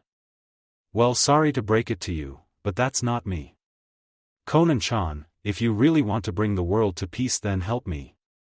Naruto said, and Conan turned to him as she locked eyes with his. They stared at each other deeply before Conan looked down. I am Nagato's only loyal friend. I couldn't do that to him. No matter how wrong that future might be, Conan said while Naruto grinned. So then, help me convince him to do so, Naruto said, and Conan turned back to him. All she got was Naruto's beaming smile for confirmation, and Conan looked away. Soon both heard the door sliding open before a gasp came. Oh my! Sochi flirting with the enemy, how bold, Kushina said, and Naruto, along with Conan, blinked simultaneously. Both noticed the predicament that they were in. Conan staring in Naruto's eyes, the sheets of the bed messy, and Naruto's hands on Conan's shoulders. Conan just blinked once more while Naruto looked between Conan and Kushina. No. No, this isn't what you think. It is. I swear, Ka-chan, we were just talking. Tell her, Conan-chan. Naruto said while Kushina chuckled. Oh, it's Conan-chan now, is it? Oh, course Sochi wouldn't want his mother anymore. I understand, Kushina said while Naruto gawked. No, that's not it, Dadabayo. Naruto said before Kushina closed the door. Naruto quickly moved to run after his mother before he felt Conan grab his arm. He looked back and he noticed her looking at the sheets. Do you truly believe in the day where people can understand each other? Conan asked, and Naruto grinned. Damn straight. I'll do all in my power to do so. You'll just have to believe in me, Naruto said, and Conan tried to keep a stoic face, but it was rather hard to do so. She just let him go and watched him run off. Conan was left looking at her sheets before her gaze turned her to look out the window at nothing in particular. Nighttime, everyone was eating their dinner and talking with each other while laughing was heard. Risa and Tayuya were in each other's face about Tayuya's cursing again. Kamachi's eyebrow was twitching while Naruto held food to her mouth for her to eat. Kushina and Risa were talking while Guren and Fuka spoke of other things. Kakashi and Rin just laughed at seeing the interactions. Yugao was doing the same while Itachi and Mikoto just sighed at the rowdy bunch. Yuri and Yura were reviewing some things with Yukimaru. Karen and Yuna were speaking about something to do with Kusa's current economy. At another table, Zabuza, Haku, Jugo and Suigetsu were trying to eat peacefully, but it seemed to be very impossible at this time. Naruto, would you please cut this out? Kamachi asked while Naruto's grin just widened. Ah, Kamachi-chan, Naruto said while Kamachi sighed. She shook her head while Yuri and Yura pouted. Yuri was ready to speak before everyone else heard footsteps in the halls. A few turned while they heard a familiar voice. Mind if I join in? Everyone turned as they noticed Conan coming from the halls. Naruto and Yuri beamed while the others seemed confused.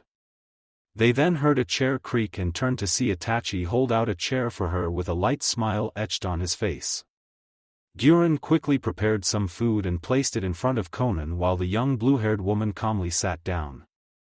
Yugao and Kakashi didn't say anything, but both weren't really on edge. If the need arose then they could put her down, but for now they would trust in Uzumaki Fuinjutsu to keep her under control. There had to be something said about Uzumaki. They were always willing to have a good time.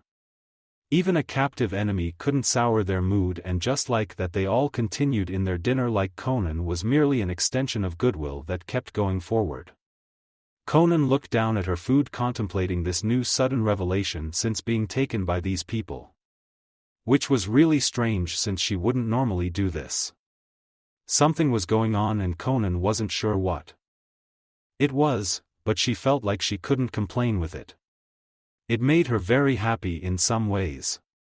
She didn't know whether it was that vision of monstrosity that made her change her tone to what she was doing or if it was the fact that she actually spoke with a bijou, something she had originally thought lacked any sort of intelligence whatsoever, but those times that she had been thinking she had thought about the things she had done for the sake of their so-called dream. She wondered if she deserved these things, but what could she do?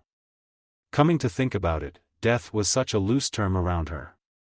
Such a term that she felt the term alive or life were a single rarity that she never had the true feeling of knowing, but she got that here. Even if she was a prisoner, she didn't feel like it.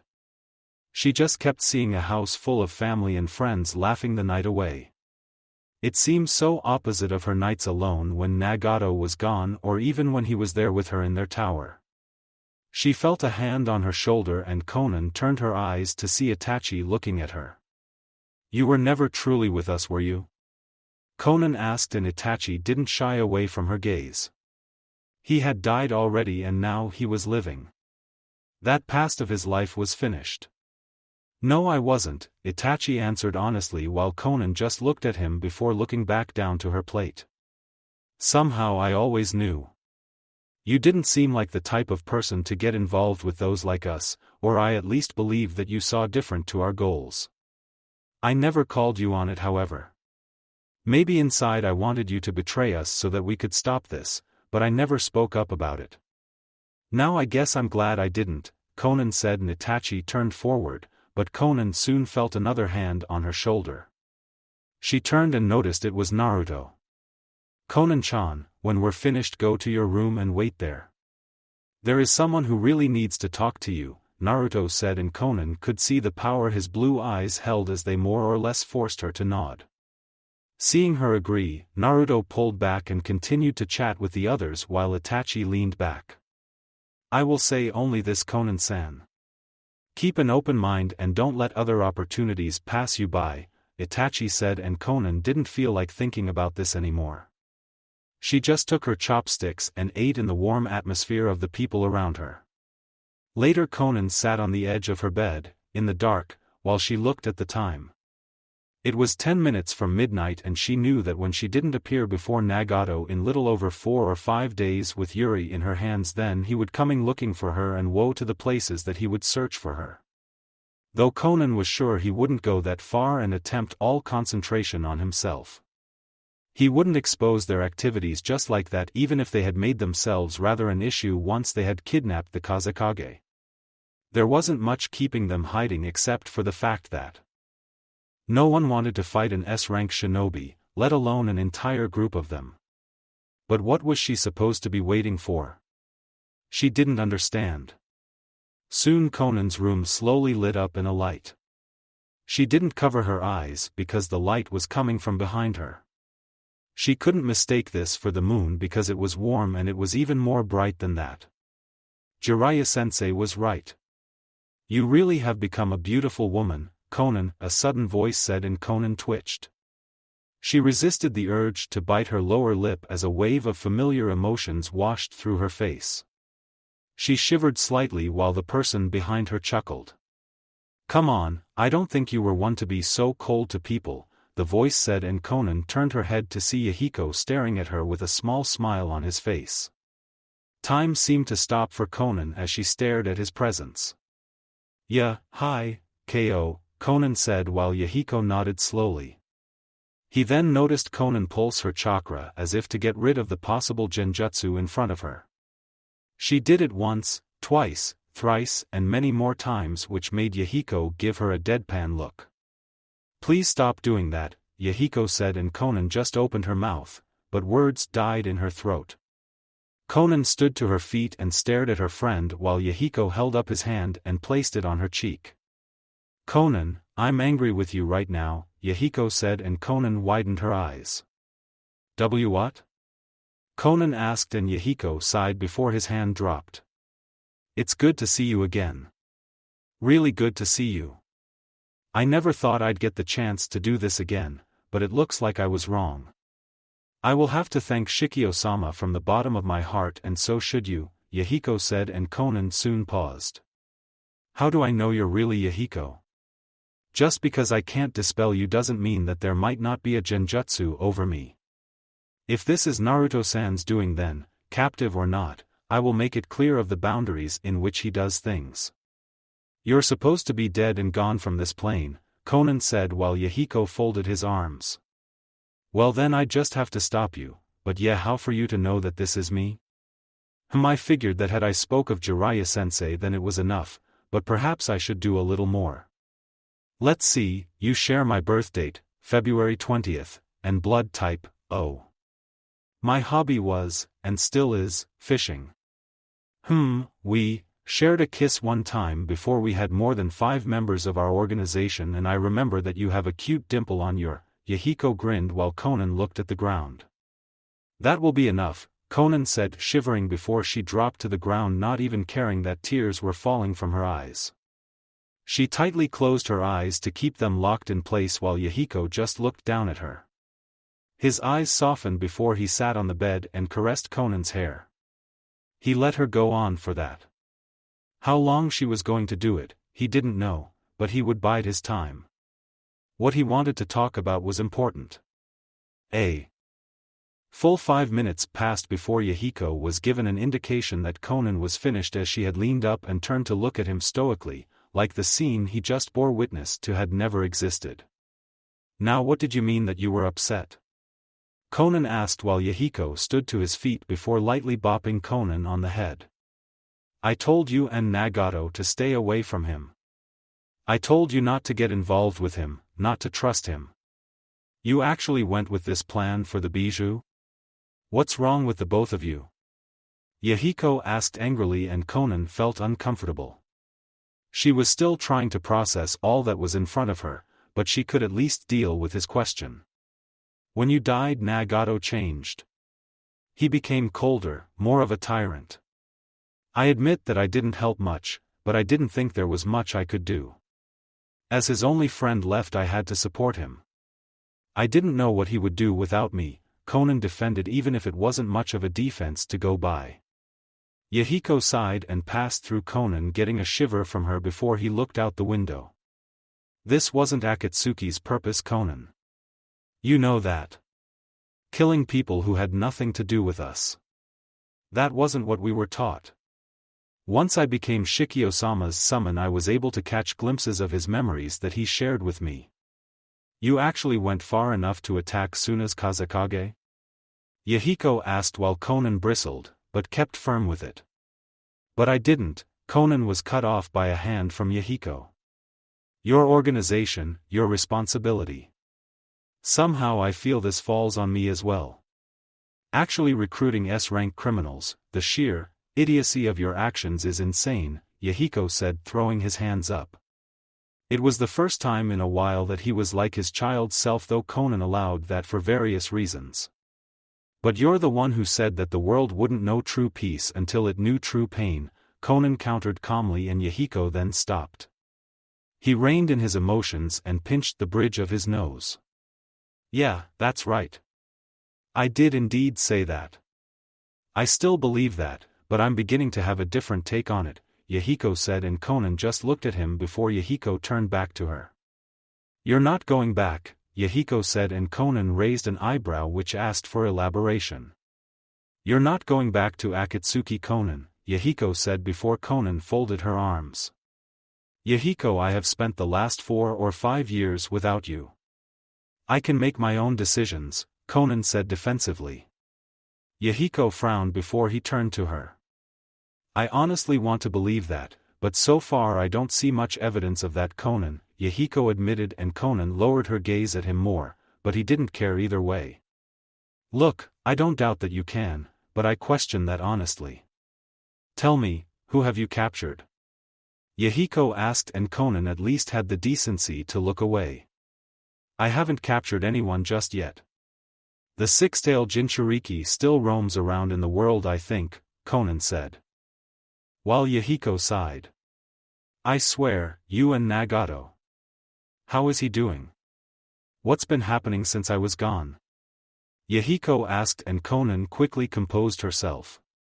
Nagato has assumed control over Amigakure. He leads along with me and we try to keep the peace where we can. He killed Hanzo, but he also wants to find Danzo for what he did to you. He believes in your philosophy and wishes to carry it out. He wants to assemble the bijou into a kinjutsu technique to strike all the nations.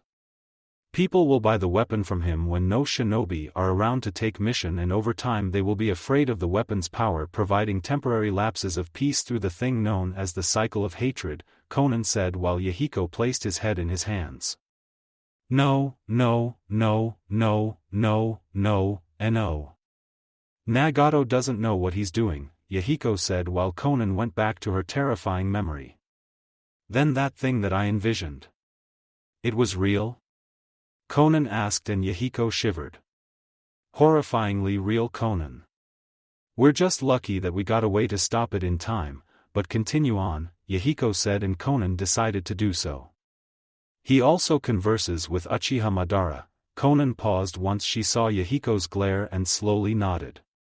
Uchiha Obito, Konan corrected, and Yahiko calmed himself while she continued on. And he says that through your death he has seen just how broken the world is. He said that he would be the one to bring the world to peace since he had evolved past the form of a normal mortal. He sees himself as a god living in a mortal world while I'm the angel, Konan said, and Yahiko scrunched up his face. How humble of the both of you, he said while Konan looked down. Nagato is hardly a god. Even with all his power Shikio-sama isn't even a god, Yahiko said while Konan looked up. That name comes up repeatedly. What is a Shikio? Konan asked while Yahiko then gave a small smile. Sorry, but I can't tell you that, Konan. Until you prove that you're worth trusting to him, then you will know. And you'll know because he will tell it to you himself. But Konan, you're right. You're old enough to the point where you can make your own decisions. I can't do that anymore, but you'd better take my words of warning. You do take a tailed beast, then I will not hesitate to follow Shikio-sama's orders and bring you down. Have a nice night, Yahiko said, and Konan twitched when she felt Yahiko kiss her forehead. How he switched between threatening her to comforting her was just plain weird, but Konan felt a little better. Good night, Konan, Yahiko said before he faded from her view, leaving Konan alone. She was once again alone in her room, but she couldn't stop the light smile on her face. Touching her forehead, she found it to be very warm. She sat on her bed before her head slowly went to the pillow for sleep. She would have some things to do tomorrow. Next morning, are you sure about this? We don't trust you enough to let you have access to your chakra and not run away even. With this revelation you claim you've had, but I certainly won't complain if this is what you wish, Yugao said with her sword in hand. Standing across from her was Konan, foregoing her Akatsuki attire as she had gone before Risa for some borrowed clothes. That is fine. This will increase the efficiency of the training that I wish. I only ask that you not hinder yourself because I do not have my chakra, Konan said before she tried remembering a taijutsu form that she had been wanting to practice. For her, taijutsu might have been non-existent since she only used her origami jutsu to work for her and lead her to victory. The results of that were why she was here right now asking for assistance. Alright then, if you're so insistent. This doesn't follow any sort of protocol at all, but if everyone's watching then I don't see a problem with it. Honestly, I never thought I'd be helping our enemy with their taijutsu form. Something is very wrong here. But anyway, here I come. Yugao suddenly called out before dashing towards Konan while Konan quickly assumed what she wanted to do. Nearly everyone watched the scene of practice between Yugao and Konan. Where are Sasuke, Itachi and Yuna? Mikoto asked anyone willing to answer, so Haku spoke. They said that Yuna-san and Itachi-san were going to help Sasuke-san with his newly awakened Menjikyu, Mikoto-san. Haku said, and Mikoto nodded with a light sigh. So what are we going to tell Konoha? We'll have to turn her over eventually, Kakashi said, folding his arms and looking out at the scene of Yugao training Konan with her taijutsu form. I don't deny that, but can we actually do that? She is one of the leaders of Amigakure supposedly. Doing that would put a blow to Akatsuki, but do we really want to anger the leader of Akatsuki and aim all at once? Mikoto asked while Kakashi sighed. No, I guess we wouldn't want that. They are all a group of S-rank shinobi and who knows how strong the leader of that is. Then there is Obito. To be able to control the Kyuubi, then he's definitely gotten stronger. Especially if he's had his arm replaced with one from Kyumo like you said he did, Kakashi said, and Mikoto nodded. Yeah, the color of his arm wasn't exactly aligned with the rest of his body, that much I know, but be careful of that black lightning. It was very difficult to redirect it into the sea. Just be wary of it, Mikoto advised, and Kakashi nodded thankfully, as did Rin. Rin leaned on Kakashi's backside while Kakashi looked back at her. He gave an eye smile before turning forward. Oi Yuri, you're supposed to be studying. Where are you going? Yura asked, coming from the halls while Yuri groaned. We've studied all freakin' day, Nachan. Cut me a break. Yuri said, sitting on the couch with a sigh. Yura sighed as she placed her hands on her hips. You are such a child even at 15. I knew I spoiled you too much, Yura said, only getting Yuri to stick her tongue out at her before turning back. Hey, anyone seen Nichan and Kushina-chan? Yuri asked, and Kakashi pointed towards the very top of the hills of the island. They are up there somewhere. Who knows what they could be doing, Kakashi said with a sudden snicker before Mikoto slapped his shoulder. A dirty mind you have, Kakashi. You should correct that, Mikoto said while Yuri pouted. Why does Kushi-chan always get to do it? I haven't even done it yet. Yuri said while Yura sputtered with a blush on her face before she punched Yuri over the head. Oh, shut up, you little pervert. Yura growled out while Yuri glared at her. The Uzumaki girls tightened their fists and sneered at each other enough for lightning to go between them. Rin, Mikoto, and Guren sweat dropped while Kakashi just gave a small chuckle of his own. Top of the island, just like Kakashi suspected, Naruto and Kushina were at the top of the island with Naruto sitting cross-legged, his hands resting on his thighs. Right with him watching him was Kushina, his summons, and the Shinigami. Naruto took a deep breath before he pulsed his Honshu. Instantly Kushina and the others noticed the grass around Naruto's body wither away while the young blonde seal quickly began to pulse away. Kushina felt hot in the back of her neck, but ignored the feeling. Again, the Shinigami spoke in a hardened voice and Naruto nodded. Pakura-chan, let's go. Naruto said, and Pakura nodded firmly. She floated over Naruto before she switched to a cross-legged position as well. Pakura looked down until she felt a pull from Naruto's Honshu. It quickly surrounded her body before she felt herself merge her soul with Naruto's. Naruto's body twitched before Pakura all but vanished out of sight. Open your eyes, the Shinigami said while Naruto opened his eyes and stood to his feet. The others backed away slightly while Naruto held out his hand. Instantly a white fireball came forth before he threw it at a tree, making it burst in flames. Shikuten, Hitoma, Scorch Release, Fireball, everyone heard Naruto say, but they also heard a bit of Pakura in his voice, while the blonde gave a small grin. Pakura gave a grin of her own before Naruto suddenly fell to the ground. He coughed violently before he felt a heavy pounding against his head. Naruto resisted the urge to screech, but now it was unbearably painful. The Shinigami closed his eyes and gave a heavy sigh. Valve, if you would please, Shin said while Kushina stepped forward. She quickly grabbed over Naruto's head and her hand blazed with white fire before she ripped Pakura's form from Naruto's body, allowing for all the pain to stop. She noticed Pakura huffing furiously before setting her down. Pakura-san, are you okay? Dan asked and Pakura nodded. Why, yeah, just need to catch my undead breath, Pakura said, but she knew now wasn't the time for jokes once they heard Naruto punch the ground. "Kyuso, that's happened again. Why can't I do it?" Naruto asked while Shin frowned. "It is because you're hesitant," Shin said while Naruto looked up in surprise. "Hesitant? Hesitant in what?" Naruto asked angrily, but a hand from Kushina calmed him down. "You feel as if you're taking life and not returning it from where you got it.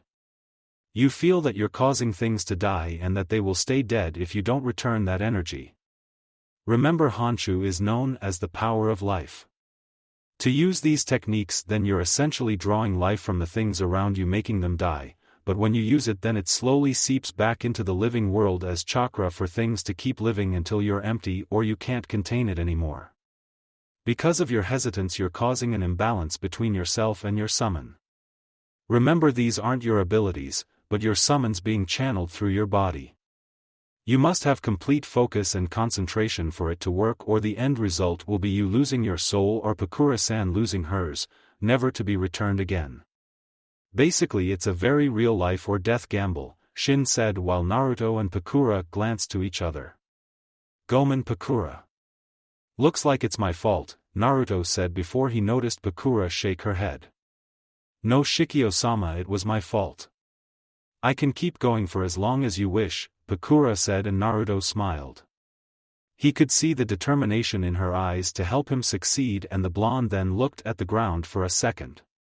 He closed his eyes and offered a light chuckle of his lips.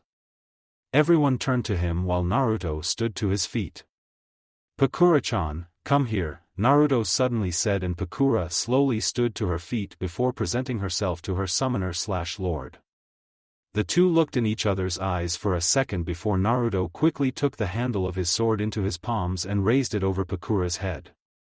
Shin narrowed his eyes while the others gulped. Did Pakura do something wrong? Kushina was ready to stop Naruto if he was going to do something that he would regret before everyone noticed him touch her shoulder with his sword. "Now that I think about it, after Fujikaze you were with me the longest, Pakura-chan," Naruto said, and Pakura blinked before gently bowing her head. "It is always a pleasure to serve you, Shikio-sama," Pakura said while Naruto gave a gentle nod. "Kimimaro, you come here also," Naruto said, and Kimimaro quickly walked forward, then knelt on one knee. Noting the act of submission, Naruto cleared his throat. He turned to Shin for a look of confirmation, and the Shinigami merely watched on, slightly intrigued. Naruto then turned back and his sword flared. "Before, you were my summon. Before, you were a mere Tamashii. Through the power of the Shinigami, I name my summon, Pakura, a Shurkan," Naruto said while Pakura widened her eyes before Naruto's fire outlined her body. The clothes that Pakura wore were instantly replaced with a new attire. A pure, white cloak covered her old clothes just enough to be at her ankles. On it was the symbol for the Shinigami. And Shikio. A mix of her old clothes with new designs. Two black lines appeared on her face before they trailed through her new clothes and to her hands. On her back came a large scroll that appeared out of the white fire, as well as a single magatama appearing at the center of her neckline. "Shikio-sama," Pakura said in surprise before she balled her fists. Pakura bowed in earnest while Naruto patted her shoulder. He then turned to Kimimaro and proceeded to do the same thing. "You are my Shurkan," Naruto said while the flames consumed Kimimaro's body as well. Warm. This feeling was absolutely warm for the Kagaya as he experienced the same changes that Pakura had. Instead of a scroll tied to the back of his clothes, there was only two seals that suddenly attached to his arms and the palms of his hand. The small dots at the top of Kimimaro's head expanded only a bit through his face in a peculiar line. He bowed lowly while Naruto finished. "My first cleansing Shin," Naruto said while Pakura and Kimimaro glanced to each other. They didn't know what to say before Naruto sheathed his sword and massaged his shoulders. "Well, time to try this again," he said. He gave a small grin before Kushina bonked him on the head. "Which will be happening right now." Next time tell people what you're going to do before you do it. Come on Sochi, we're going to be busy these coming days. Tsunade just sent us a scroll that states you, Kakashi, Sasuke, Sakura-san, and some other people are going to the land of demons, Kushina said while Naruto tilted his head to the side. Why there? Naruto asked and Kushina smirked. Apparently a shrine was under attack and they're asking for help. Tsunade feels that there isn't a need to bring all of us, so Yugao, myself, and Mikoto are going to stay behind. Once you get back then we'll begin with the Fuinjutsu Ascension exams here on the island. Hopefully everything will be done and we'll be able to finish on, Kushina said while Naruto just nodded with a sigh. Naruto sat cross-legged again and closed his eyes. He was taking life, but he was then giving it back. This wasn't wrong. It wasn't wrong. Naruto would get stronger. Stronger to protect his family. He would keep doing it until he felt like he was on the verge of breaking. The trees withered around him while their leaves dropped to the ground. Naruto's hair quickly started to turn silver as the blonde opened his eyes. Alright then, Suiran-chan. You're next. Naruto said and Suiran nodded, stepping forward. Not even 5 minutes later, both were screaming in pain before Kushina ripped Suiran away from Naruto's body. Oh god, this was going to be a grueling process. Thank you for watching. I hope you enjoyed it. Make sure to like and subscribe, and don't forget to share this video with your friends. Guys, make sure to help the author by visiting the link in the description. This is Fox Sage, and I'm signing off.